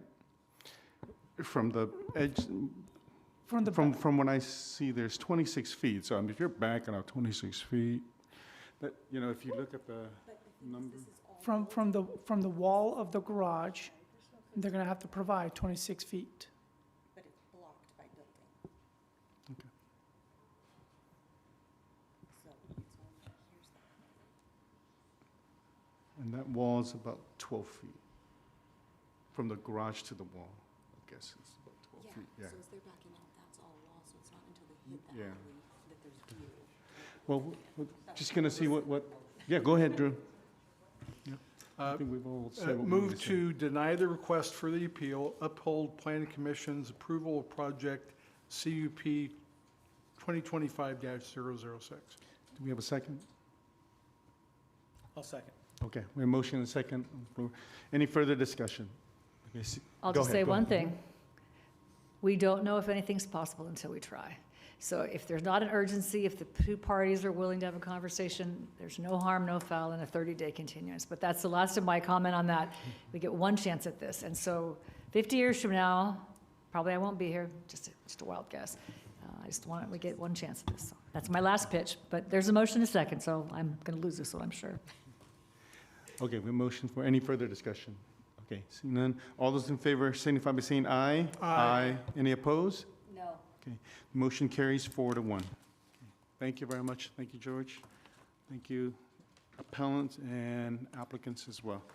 Okay, we will now move to item 9, and this is workshop, finance department, and I think this, Yes. you're asking for a continuance to a date uncertain? Our finance director had a family emergency, and we'd like him to be here, able to present to you all.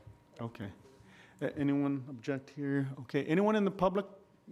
We're here to, wanted to have any questions at all regarding this item? Okay, seeing none, we'll bring it back. I think, do we need to wait for Lynn? Yeah, okay. All right, we get a motion on this. It's still a date uncertain. Or do we just need consensus, because it's a date uncertain? Yeah, You don't we need can- a formal motion? Yeah, okay. So we have consensus, no objections. Okay, this will be continued and it will be noticed again. Next is receive and file 2026 five-year financial forecast for the city of Clovis through fiscal year 2030, 2031, and discuss options for budget preparation for 2026, 2027. And The mayor we'll will have be- staff introduce themselves. We've got a whole team here for you tonight. I'll be pinch hitting along with Susan Evans, Angela Papazian. Did I say that right, Angela? Papazian, okay. Jose Cortez. And I just really want to thank the whole entire finance team for their work in the five-year financial forecast. It really is a team effort. I get the pleasure of sitting at that table. And then also all the departments are actively engaged in this. So this is one of my favorite financial documents that we've produced because I'm a total economics nerd, but here we go. I'll be presenting a bit of the kind of front portion of the presentation, and then Susan's going to take over a good chunk of the general fund, and then Angela's going to take over the enterprise funds, and Jose is here for critical questions that you may have. So what is the five-year financial forecast? It's a tool that the city uses to assess our financial health. We do it every year, and it's a best practice for cities. It assesses our fiscal sustainability over time and our ability to address community needs and priorities. So it's a tool that I use throughout the year to stress test and see, can we do this? Can we add these positions? Can we make these investments? What would that do over time?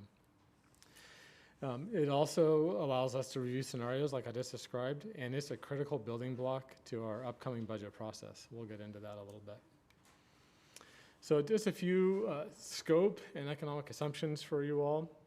We analyze the general fund and enterprise funds, and they're listed there. So it's the entire city's fiscal operation.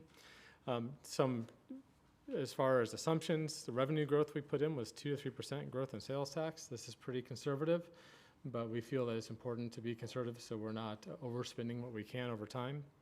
And we project out how many units we'll build annually, which is about 750. So that's our annual number. So just a quick summary before we get in.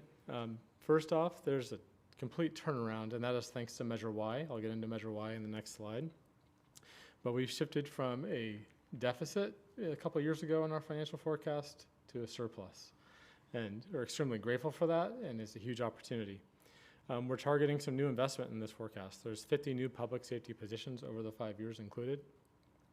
And we do have some utility adjustments that need to happen. Enterprise funds, particularly water, as you're aware, needs to adjust its rates so that we don't go into negative territory in the 5-year period. So what is Measure Y? Measure Y was a public safety / city services measure that was approved almost 2 years ago now, I guess a year and a half ago, in 2025, and it was a 1-cent tax to fund the items that are listed on this screen. It was projected to produce $28 million a year when it went to ballot, and a little sneak peek, but it has overproduced on that so far. But we only have a few quarters in worth, so we're kind of playing it safe, see how it goes, but it has exceeded our expectations, and it's been a huge opportunity to grow our community.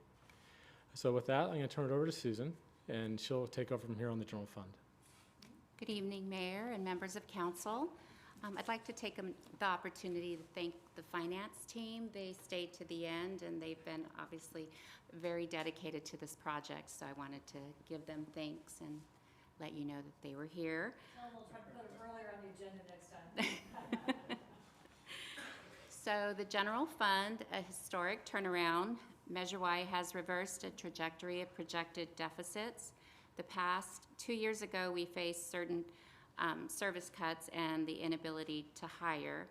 And using the forecast as a tool, we were able to see that there were future fiscal deficits that raised the alarm that we needed to either bring in a new revenue stream or do expenditure reductions. And so thankful that Measure Y has come on the scene.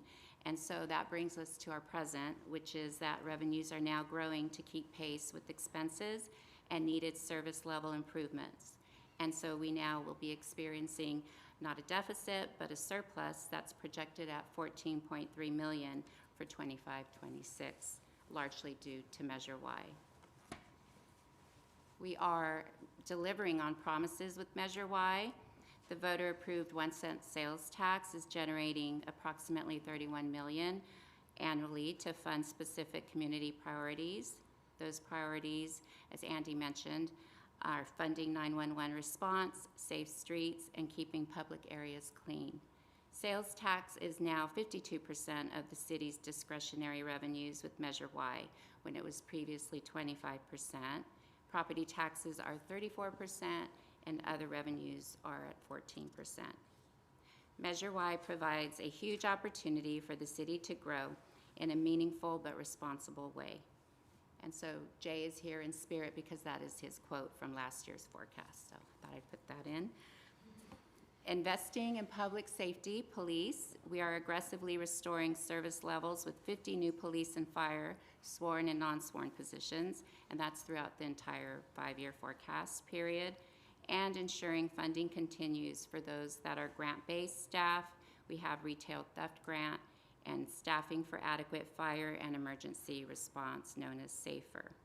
So for police, the new hires would be 19 sworn positions over the 5 years to keep the ratio at 1.1 officer per 1,000 population. And for 26-27, we intend to add 6 officers. Then we move on to fire, and the new hires are planned for 9 new positions in year 5. That would be for Fire Station 7. We added 15 new firefighters in 25-26, and 6 of those were funded through the SAFER grant. We'll also invest in parks and streets. We're restoring the service levels for parks and streets by adding 7 new positions in 26-27, which will build upon the 6 positions added in fiscal year 25-26. That was planned in the forecast, and then we're adding for funding for maintenance. Managing rising state pension costs. Well, PERS costs will be projected to increase by $5 million over the next 5 years by 2030-31. so it will require careful financial management. And of course, there's a high payroll impact with PERS. The pension obligation consumes roughly 30% for general staff and 58% for public safety. And market volatility, past market fluctuations continue to drive our long-term cost up. And just a little side fact that citywide, 70% are PEPRA and 30% are classic. And then for our public safety, that runs about 60% PEPRA and 40% classic. Protecting our future, reserves, and sustainability. We're building a rainy day fund to ensure services continue uninterrupted during possible future economic downturns. Emergency reserve goal, increasing reserves to 20% of the general fund expenditures will occur by 29-30, with efforts to reach the council's goal of 25%. Grant absorption, we mentioned that there's the safer and retail theft grants, and when those monies end, we will permanently pick up those positions. And volatility, reserves protect us if the economy slows down.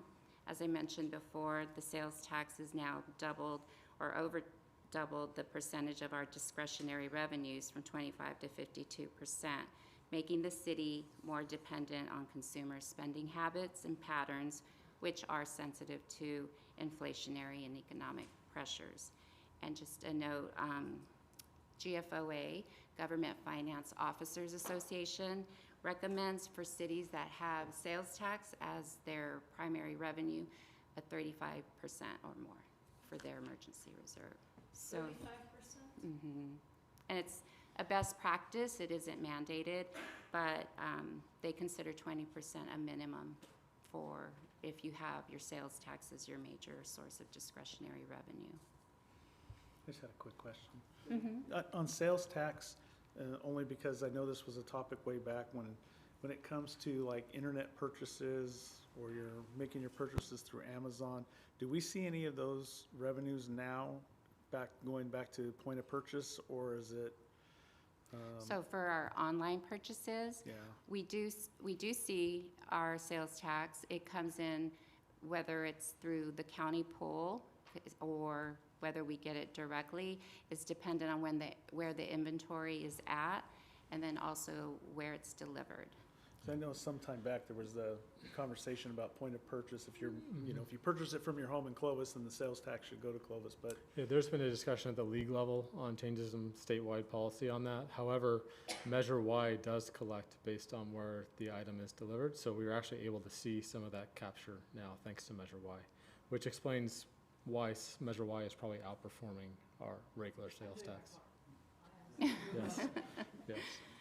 The best thing to do relative to making purchases in Clovis to support the city is to purchase it in Clovis at a brick and mortar building. So we get both. Just advertising on that. Okay, I'll hand it over now to Angela to discuss the enterprise funds. Thank you, Susan. I will start with the enterprise funds overview. Oh, I'm sorry, I missed a slide. Well, here it is, the one summary of our general fund. Can you turn your mic back on? Oh, sorry. Thanks, Susan. Can you hear me now? This is what we actually have in our forecast, and it's the summary of 3 years actuals, and then the current fiscal year, which we have is estimated in purple, and then the 5 projected years thereafter. So some of the arrows are pointing to the resources above or below operating expenditures, and as I was saying, we would have a positive balance here. And so then that also, with some transfers being done, brings us to a positive available fund balance that you see. And then we have other items which show significant investments in capital and fleet needs. So for instance, in fleet, we've had not contributed or transferred money into fleet for some time. So to catch up, they need $9 million just for catch up and about $4 million annually for public safety alone. And then for facilities with the assessment, it's about $4 million annually. So you can see we're kind of kick-starting some significant investments into those areas here. And then we're still at a positive fund balance, and then you'll see emergency reserve balances there with the 20% of the expenditures in 29-30. Susan, do you have or what are other cities experiencing is my question, because these look Well, I'm positive for us, pleasantly but- happy to be presenting a general fund in this fiscal condition because our neighboring agencies are dealing with deficits and the tough decisions that come with that. So once again, thankful to Measure Y to put us in this position. So the trend is many are still operating in deficits? Yes. Okay. Yeah, if I may add, Mayor, I believe the city of Fresno announced a $20 to $30 million deficit that they're dealing with. I suspect other cities will be making some of the same announcements, or counties. We are in a very stable spot, and allows us to really think through and plan for what kind of improvements we want to make, as well as what kind of fiscal picture do we want to have going forward relative to protecting ourselves from downturns, and as well as reinvesting in our infrastructure, such as buildings, fleet, and other things. So we are in a very unique spot right now. Thank you. You're welcome. And with that, I'll now hand it over to Angela. Thank you, Susan. I will start with the enterprise funds overview. Enterprise funds function similarly to small businesses, meaning they must be financially supported by user fees and taxes. The city's enterprise funds, planning and development services, water, sewer, and solid waste must generate enough revenue through their own rates and fees to fully cover operating, maintenance, and infrastructure costs. These funds must remain financially independent, meaning the city cannot transfer excess revenues from enterprise funds to support general fund services. Rising inflation, increasing operational costs, and new regulatory requirements are placing pressure on these services, with expenses growing faster than current rates can sustain. Water. To maintain safe drinking water and comply with state and federal regulatory standards, a rate adjustment is proposed. Operating expenses, including treatment and maintenance, are increasing faster than current revenues. The city is proposing a Prop 218 rate adjustment of approximately 21% annually for 3 years, beginning January 2027. Sewer. A quick question about that. Remind me if that rate increase is the 21% annually for 3 years, then with increased escalators over time? Yes, it would have, I believe it's a 3% escalator. 3%? I'm looking for Scott, Okay. correct? Yes. Okay, thanks. Sewer. Modest planned rate adjustments will help maintain reliable sewer service while funding necessary regional treatment improvements. The forecast includes a 3% annual rate adjustment to support ongoing operations and maintenance. To help cover bond repayment costs, the existing customer rebate will be reduced by half, resulting in a revised rebate of $3.65 per month.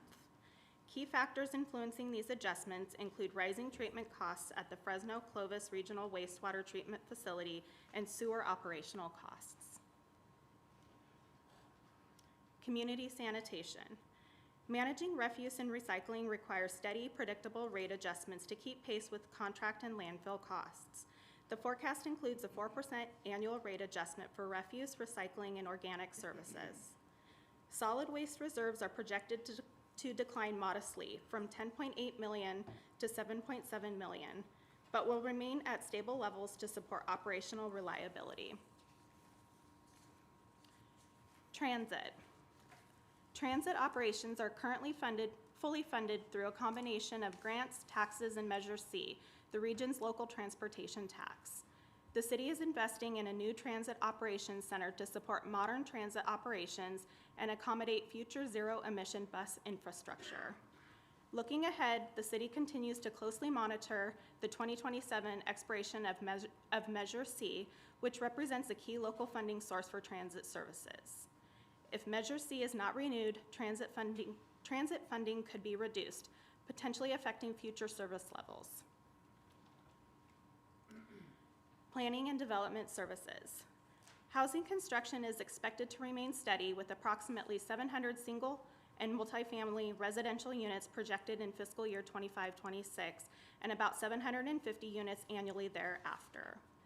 Commercial permit activity remains stronger than average, although individual project valuations are somewhat lower. The fund maintains strong working capital of approximately $10 million, providing flexibility to adjust if development activity slows due to economic conditions. And with that, I will turn it back over to Andy.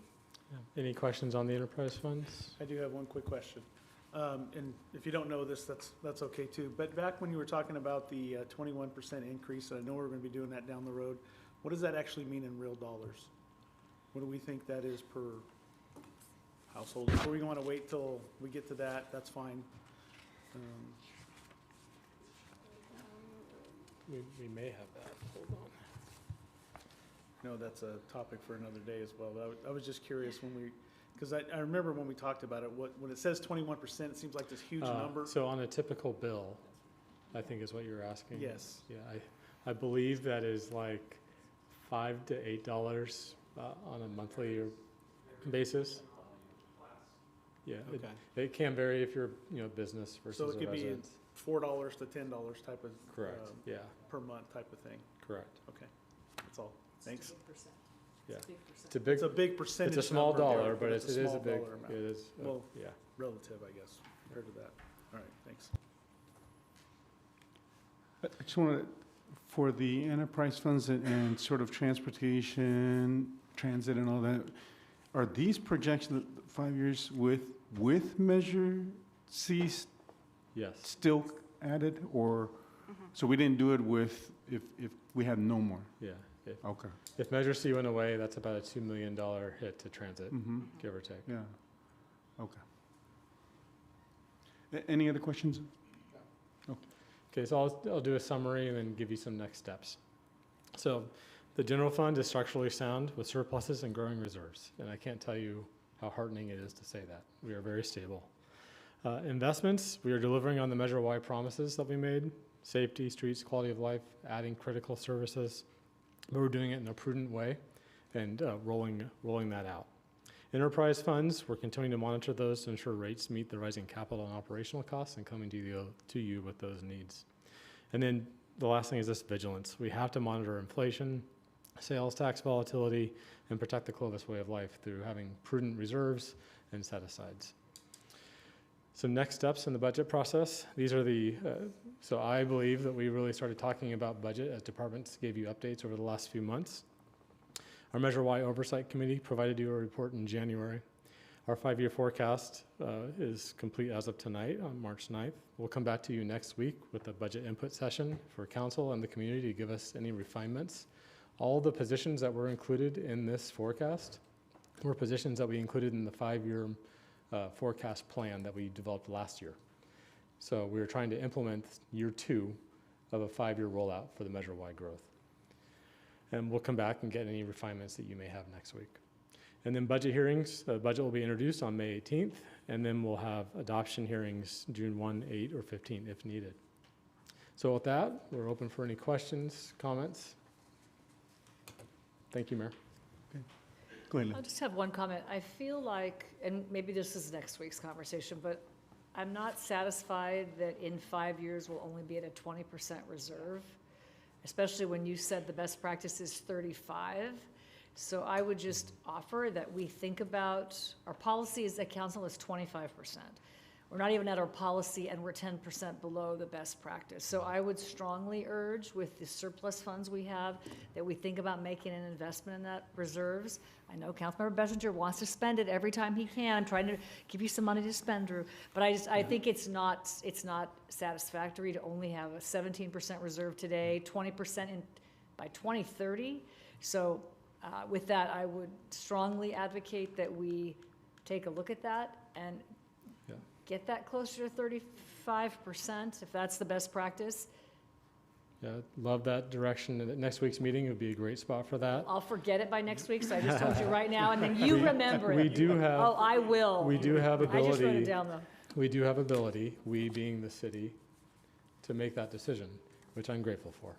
So it just depends on where we want to put capital, and we can go from there. But most of my career at the city, we've been barely hitting 15%. It wasn't until COVID that we got above 20, just for perspective. And then now that we've added a significant level of expenditures, thanks to Measure Y, we are catching up a bit. So I think we will get there. It's just a matter of how fast. And so that'll be a great topic for next week to hear back so that we can go back as a staff and build a budget that meets council's expectations and the community's expectations. I think it's a requirement that we're at least at 25, which is what our policies said all along, so. Thanks. Go ahead. Yeah, no, I'll echo that. That was one thing I was thinking as we were going through it as well. So, you know, maybe as part of next week's discussion, that could be an intentional discussion point of what we as a counselor that want to see the reserves be at. I think that would be helpful. Yeah, we can come back with some numbers on what that could look like. Yeah. So, and I think, again, that is critical. As, you know, Lynn noted, our intention is 25%, and with everything we're talking about, to be gratefully able to get to 20 is fantastic, but I think it merits a conversation. And I just also want to say, you know, every time that Jay is up here and is presenting, he's always complimenting the staff that he has the pleasure of working with, and the fact that you guys just jumped right in to pinch hit on this tonight with such ability and competence just proves him right in all of the credit that he gives to you. And I just want to acknowledge that we can see now firsthand exactly how much effort you guys put into it and the knowledge that you have behind everything you present to us. So just personally, and I'm sure I can speak for the others, thank you so much for being willing and able to just jump right in and give such a great presentation tonight. Anyone else? Hey, Andy, I just wanted direction for next week for the budget input. Are you wanting just general, or do you want us to come with projects? Like, okay, I want this, I want that. I mean, do you want that type of discussion, or no? So keep it more high level? Two things. Okay. One is big picture, like the reserve is a big picture to me. And if there's critical projects that are important to council, that would be a great time to bring them up to see if we can accommodate them, or at least know that that's really important as far as priorities go, whether it's a capital project, or maybe we need more positions over here from your perspective. We want to hear about that. So we can be responsive during the budget development process. Okay. So hopefully that will come from us next week as we discuss this. I wanted to, before I open up to the public, I just wanted to thank the entire finance team. When Measure Y came about, we put a burden on you that was not required. So we said, account this like it's a special tax, not like a general tax. And I think it was just directed to Andy, and Andy just directed to all of you, and you guys, okay, we're gonna have to do it. And then all the departments also complied, and in all the updates, we've seen the detail. And I think that's what this council wanted, and I think the public has appreciated. And so thank you, every one of you, for doing an excellent job, for going above and beyond, just to get those details to us and also to the public. And then I also want to thank, and it shows, I want to thank the citizens now also for supporting this measure, that it shows in every one of the updates that we've gotten thus far has shown sort of, hey, this is the promises that were made, and so we're trying to keep it as much as possible. So, okay, at this time we're going to open the public session. If you have any questions or comments, please. Good evening. My name is Steve Trevino. I live on Bullard.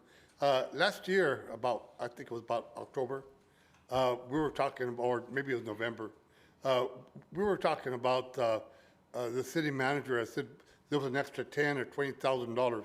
What happened to that money, by the way? Did you buy a new car or something? Anyways, I'm just kidding. But anyways, there was an extra $10,000 or $20,000 in the budget, and Councilwoman Aspect was saying that we needed to donate money to the poor, because usually October, November, for some reason bad things happen. Sometimes there's catastrophes and stuff like that, and I wanted to suggest if we could have a Christmas fund. I remember when I was a kid, when you put $1 in your savings account, and you take it out at the end of the year, in October, November for Christmas, and I think that we should do something like that. I know that right now we're being pennied to death. We're going to have higher water rates, and everything's going up. And and gasoline's gonna go up, and who knows what else is gonna go up. But, you know, at the end of the year, you know, if we had another extra 10,000 or 20,000 or whatever, you know, I remember the mayor of Fresno, he donated, I forget, 100,000 to the food bank, you know? And if we could do something like that, you know, it would be nice, you know? And we don't know the future, you know? I mean, we're always hearing about the battery center. They're always, you know, they're just, you know, hurting for money and for things for a lot of, you know, homeless women. And again, you know, we don't know the future. So I wanted to suggest, you know, that we have a Christmas fund. I don't know where the money would come from, but, you know. Andy's new car. But anyways, thank you. Thank you, Mr. Trevino. Let's sell that car, Andy. Brian Wilson, Bergen Avenue. One thing I didn't see in any of the documents was what the, especially for the enterprise zone, enterprise funds are, how regulatory requirements, how much that costs per that increase. So when Sacramento or the federal government puts on a requirement, how much does that cost us? I know what the price of chlorine or whatever you're cleaning, the, you know, all that kind of stuff, electricity, that's easily figured into the process. But not knowing what the regulatory costs are, I would like to see that in that report. Thank you. Thank you, Brian.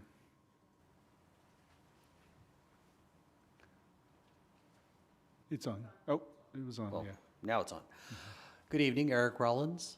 I live on Ashcroft Avenue. Had to miss a couple weeks because I opened a new business in Old Town, so that's why I haven't been here. We had a slide that referred to sanitation, and there was a steady rise of 4% in cost per year. And that was kind of interesting to me when I don't know how you figure out such a precise number. So that was just kind of a point of inquiry as to how that could be arrived at. I'm trying to understand the budget process. This is the third year I've sat through them. More important to me, Measure Y. I'm on the committee, and I kept hearing, well, Measure Y is what has allowed us to change everything. Here's my concern with that, and I'm generally pretty happy with staff, but I don't want Measure Y to become like the lottery. You know, the lottery for schools, where they just took money away from schools and just gave them lottery money. It was, at least through promises, I get that it was a general obligation bond, but at least through promises, it was something that we pledged for police and fire, at least the vast majority of it. So I just want us to keep in mind that that seemed to be the intent of the majority of the council when it was passed. That seemed to be what all the ads said.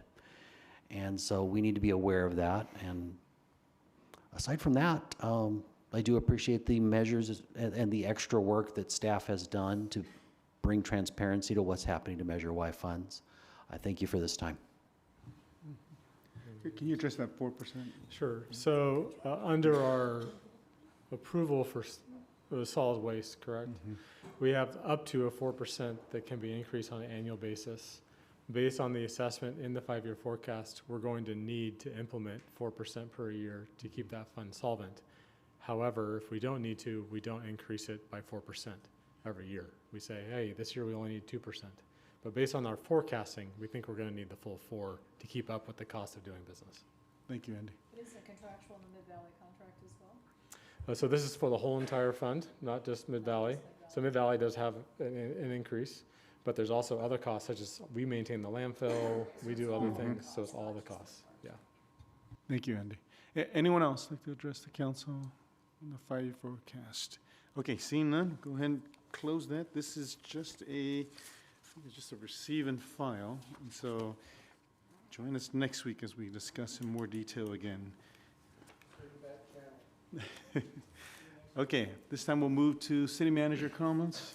Yes, thank you, Thank you Mayor. very much. Yeah, thank you, Finance team. staff, thank you very much. All right, so just a quick note. As council, I mentioned before, the 500 Club and other card rooms in the state are up against a new regulation that are eliminating some of the games they're allowed to play It looks like that's moving forward to a litigation phase, or at least considering litigation. And we have been asked to file a report on the potential impact to the city of what financial impact. So we plan to do so. I just wanted you to be aware of that. And then I have something a little bit more fun. If you have someone at home that needs a vaccine, come on out this coming Saturday. My dog will be there. You can meet Miss Daisy, our dog. There are some walk-ins available. And then we have a flag retirement ceremony this coming Saturday. It's just east of Clovis on DeWolf. And it's a special time to honor the American flag and all the veterans in our community that put forth so much before in life and now are still serving to serve us in this way. With that, I'll turn it back over to you, Mayor. Okay, thank you, Andy. We'll go now to council comments. Councilman Basco. Yeah, I'm gonna throw that up real quick.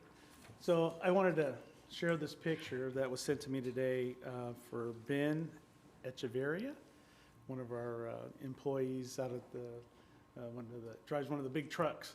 And anyways, he stopped and, they stopped and gave this 2-year-old boy a little dump truck today. And so the family actually wrote a letter thanking the city for all the good work they do and how impressed they were and whatnot. So I forwarded that on to Andy, the thank you letter, and then this picture here. So just another example of Clovis employees doing good things. And they were very excited that it made that little boy's day. So they always like the green fire trucks. It's always, the green dump trucks, not the fire trucks, dump trucks.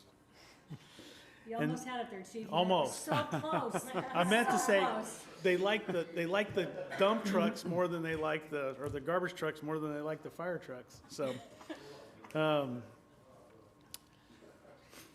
okay. And then another thing I wanted to ask council about is if they would approve a proclamation for HOW, which is Helping One Woman. They've been very active in Clovis and Fresno and supporting families and women with illnesses or their families with illnesses. And in talking with Diane, her mother-in-law is actually one of the founders of the local chapters here and have done amazing things for people. I know recently there's been 3 or 4 people that we've known locally here that they've reached out and helped with. So I'd like to present them with a proclamation thanking them for all the hard work they do in helping our community. I'm all for that, yeah. Support Okay, that. can we do that next week? You can try. Is the date certain, or is there flexibility? There's flexibility. Okay, yes. because there's some issue with attendance next Okay. week. We can work with the And- organization Yeah. to a date that Yeah. works for them.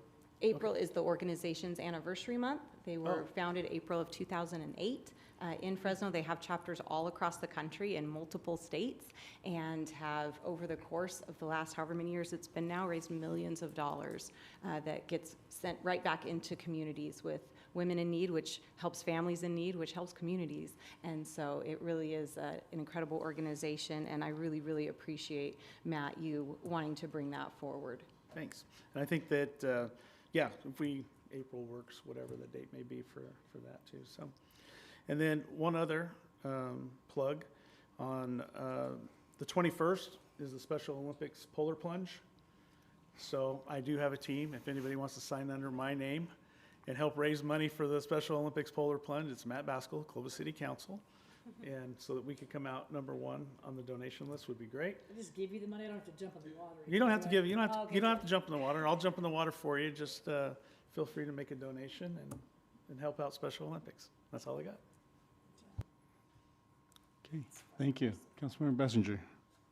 As we know, I'm not allowed to decorate, but this is within my lane. We were discussing this last week about things to do for the 250th anniversary of the United States of America, and I took some existing stuff, threw some AI in, and put this together for staff to look at. I know staff is working on it, but this is just my suggestion. You want it on the back side of the Clovis coin or a different coin? No, this would be a different coin. A different coin. I wasn't sure you were saying one side, the other side. Right, I see. right. The both sides are different, I see. and so I thought this would be kind of cool. It's pretty. Yeah. That's all I have. And just to add, the staff has created sort of a Clovis 250. And so it's an actual, and so Chad will show it sometime, but there's a committee meeting. And so I've also mentioned this to Chad, that potentially just have a special coin. And so we'll just adopt some of this, and so, yeah. Unless someone objects to a special coin. Should say Clovis on it somewhere, but yeah. But he said that's a different coin. No, it's front and back. Well, that's what I just said. He Yeah, said, no, they're two it's different front and back. coins. She knows. What? She knows what it is. Front and back. That's right. Front and back, yeah. And you, yeah, I thought you said no, it was two different coins. I'm like, that's weird. It's different than the They're current. two different sides. Yes. One coin, two sides. Oh, yeah, I'm with you there. Councilmember Ashburn. I'm with you. Oh, my gosh. That's a lot. I'm going to start with, oh, did Scott leave? Where'd he go? Oh, I want to give a shout out to the drivers of the big green trucks. If you, that's hard to say. If, we're having a community cleanup in my quadrant coming up, and honestly, every time I look at that stuff, I'm more amazed at the last time I looked at it. So I just want to say to them, God love them for the stuff they pick up and sort through, and I don't know. I'm super impressed. I've seen tires and paint cans, things that are not supposed to be out there, so someone's got to get out of the truck, sort it all out. And a neighbor told me yesterday, he said, you know, people don't follow the rules.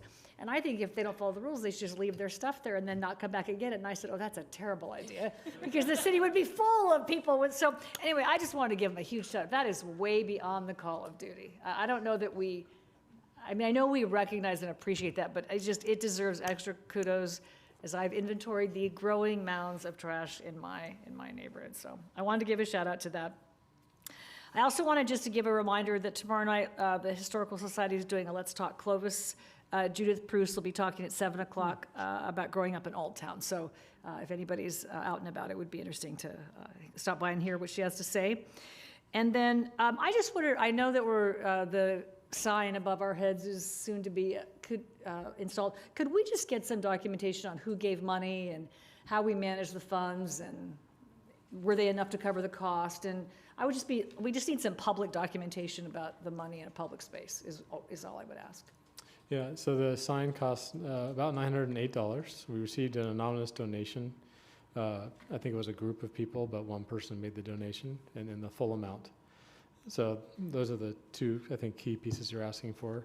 It is public record if someone made a public records request, but because the individual asked for Because of what? So if someone made a public records request, they could ask for the check or those kinds of details. But because if someone asked to be anonymous in this setting, I would probably let someone go through the official process to get the name, just out of respect to that person. I just wanted to make sure, that we have some process to take in private money for a public thing. When we take donations for things at the senior center, and we have fiscal processes to manage As those long as we things. do. Yeah. I don't know that we've ever taken money to put something in this chamber. That is probably correct. So I just want to make sure we had some track record or trail of how it happened. So as long as that we've exists, documented it, but that's great. that's And where my that's at. last comment, last time we talked about term limits that were in the study, but we didn't get much of a harumph up here. So if we're going to act on it, we act on the survey numbers were quite significant. Are we interested in talking about that and putting on the November ballot? What are we going to do about that? Because we surveyed people, we asked the question, 79% said they wanted them. Do we want to acknowledge that and just move on? Or do we want to do it in 2 years and see if it's a trend? Or I just think we need to decide as a council if we're going to act on that or not. We all just nodded and went, oh, that's interesting, and we didn't do anything about that. So I just wanted to, one more time, that was what they said, what the citizens said, and a pretty big number. So what is the council's desire on that? And we can talk about it next time, but we do need to acknowledge it's there and move on or not. Well, like I said before, I'm for term limits, so however those play out, I think it's something that, gives people opportunities in the community to serve up here and be part of the council. And, I know there's benefits to having institutional knowledge, but I think there's also benefits to having more people within the community actually participating in local government. So rather than having to express do we want to put it on an agenda for a future topic to see if we want to move forward on the 26th ballot, or wait till 28, or just ignore the survey? That's also a choice. My concern is joining that with the new districts, I'm afraid it's gonna be two big bites out of the apple, and it might not be wise, but either way, if it goes on the ballot, it won't affect anyone for 8 years, because it doesn't go back. So I'm open to the discussion. I'm just concerned about the too much change too quickly, but. Yeah, I don't, that's I, part I of the don't really, world. yeah, I don't have an opinion, I just, we said it out loud, and then we all went, okay, let's just go, we didn't acknowledge it, so we either are gonna acknowledge it, wait, that's all. And I don't even need to do it tonight, I just wanna, if we want to acknowledge it, we should, or we can just ignore it and move along, but. we didn't I think if address you it. want us to, you should just say, yeah, because there's a lot of things that were 70, 80% in that survey, and we're not picking everything. So that's why I think if that's something you want this council to go, hey, do I have consensus, let's discuss it, then let's do that. But if it's just, it was 80%, are we gonna do anything? Well, I don't know. Yeah, so that's what I was waiting for with regards to if you bring it up. And so. It's your item, not mine. Well, I'll support going on the agenda in the future for at least a discussion, because as you said, there's a lot of things that are in there that, you know, and actually we probably should hear public comment too as well on it and hear what people have to say. So, you know, when it's 79% of the people in the survey say something, and then, you know, there's different things that were elements that were part of that as well. But I'll wait till we have an agenda item before I keep Yeah, I talking think about it. that's more appropriate, yeah. So is there a do we have, request? so we have two. Put it on the agenda and Probably let's talk about one it. more? Do we Yeah, need one more? I'll support that. I will say, I think specifically to the point that we, not we the council, but we the city, however you want to say it, put that intentionally on the survey. It's a little different than just the standard survey questions that go out all the time. And so I don't think it's correct to ignore the response that we got for something that we specifically asked people to respond to. So I support it being on the agenda and having a discussion about it. Yeah. So, you have three. Thanks. Okay. That it? Okay. Mayor Pro Tem Pierce? Yeah, we had a joint meeting with Clovis Unified. Councilmember Ashbeck and myself sit on that subcommittee, and members of staff, and then Clovis Unified's board members who sit on that subcommittee and their staff also contributed to the conversation. Just kind of sharing, it's always interesting, the collaboration and the partnership between the city of Clovis and all the different agencies and that we work with. And so the relationship we have with the school district obviously is extremely important, because it's one of the calling cards of Clovis at large. And so to know how closely our staffs work together, whether it's construction projects that the school district is doing or that the city undertakes, constantly talking about what streets are getting repaved and being sensitive to the school schedule and how that impacts things. So we had that conversation. And we're always continuing to talk about safety issues. Our youth commission is always a highlight of the conversation about the different projects that they're working on, which obviously gives our city insight to youth perspective, but then it also helps us translate some of those things that need to be discussed in the capacity of the school district. So we've talked about e-bikes, we've talked about vaping, we've talked about these different things that cross over for our community at large versus students on campuses and their families. And so that's always a interesting conversation. Lynn, I don't know if there's anything specific that you would want to add to that was brought up. It kind of was more of an overview and general conversation this time. No, I think they did a good job. I think the only thing is that the superintendent then shared some personnel changes, some staff changes occurring at the senior level of the district. Couldn't recite them all exactly. Denver Steers is going to move to HR. Nick Mell is going to move into facilities. Norm Anderson is retiring. And Barry Jager's taking over Norm's job. That's not bad. But yeah, it was good summary. But yeah, that was the only thing that she announced. Yeah, and that's all I have. Couple things to report out. First is I wanted to ask if the council would be okay with the proclamation for Donate Life. We did it last year. They were requesting it for April 21st to donate life. So Is that organ donation? yeah, I think think so. We did it last year, so I don't recall. So it was like, okay, since we did it. what it is we're talking about, but if it's Yeah. organization, sure. Yeah, I think it is. Yeah, I think that so. what it is? They want it for April As opposed to 21st. blood? No, it's not blood. Yeah, it's organ. Be more specific, donate blood. Okay, and then there's also a request from Senator Shannon Grove. I don't know if you all received the letter for synthetic geothermal. And so I can forward it so that way you can see it before we ask consensus. I don't think there's a rush, but she wanted to see if the council would be willing to write a letter in support of that. I don't know if, so that's why I don't know if you all got it, because if you all got it, then we can kind of make a decision. If not, then I'll forward it to Andy. He can share it with the rest of you. And then we can decide if we want a letter. I haven't seen the letter, but Okay. if you think it's worthy, I'm okay to defer to that. I think it's better, it's geothermal. I think it's better if we all read it, because if not, then, yeah, so if not, then we can just do individual letters. Yeah, so. And then I want to thank Rebecca for always doing a great job with regards to supporting when we go out and getting swag for events that we attend. So at Miramani on Friday night, they had a career night.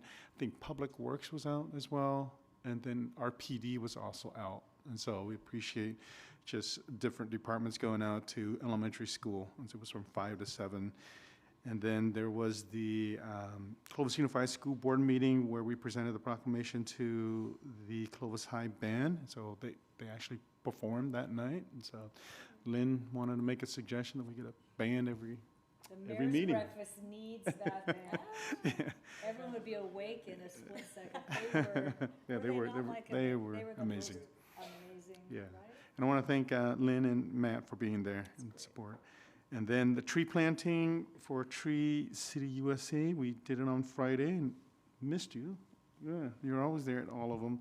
And so I think this is like the 5th or 6th tree that we planted along sort of that sidewalk. And to see the first ones when, Paul, you were still in charge of just how large and huge that tree is already. Yeah, it's amazing. And Weldon students came out to that and had a good time helping us plant and learn a lot about just planting trees. And then last thing I wanted to ask is if it get consensus or majority support as Andy prepares sort of the transportation measures, I wanted to also put in there that we actually make a decision and to take a position and leave it blank, depending on whatever the discussion goes, but to make a decision at the same time on, okay, we support Measure A, we support Measure B.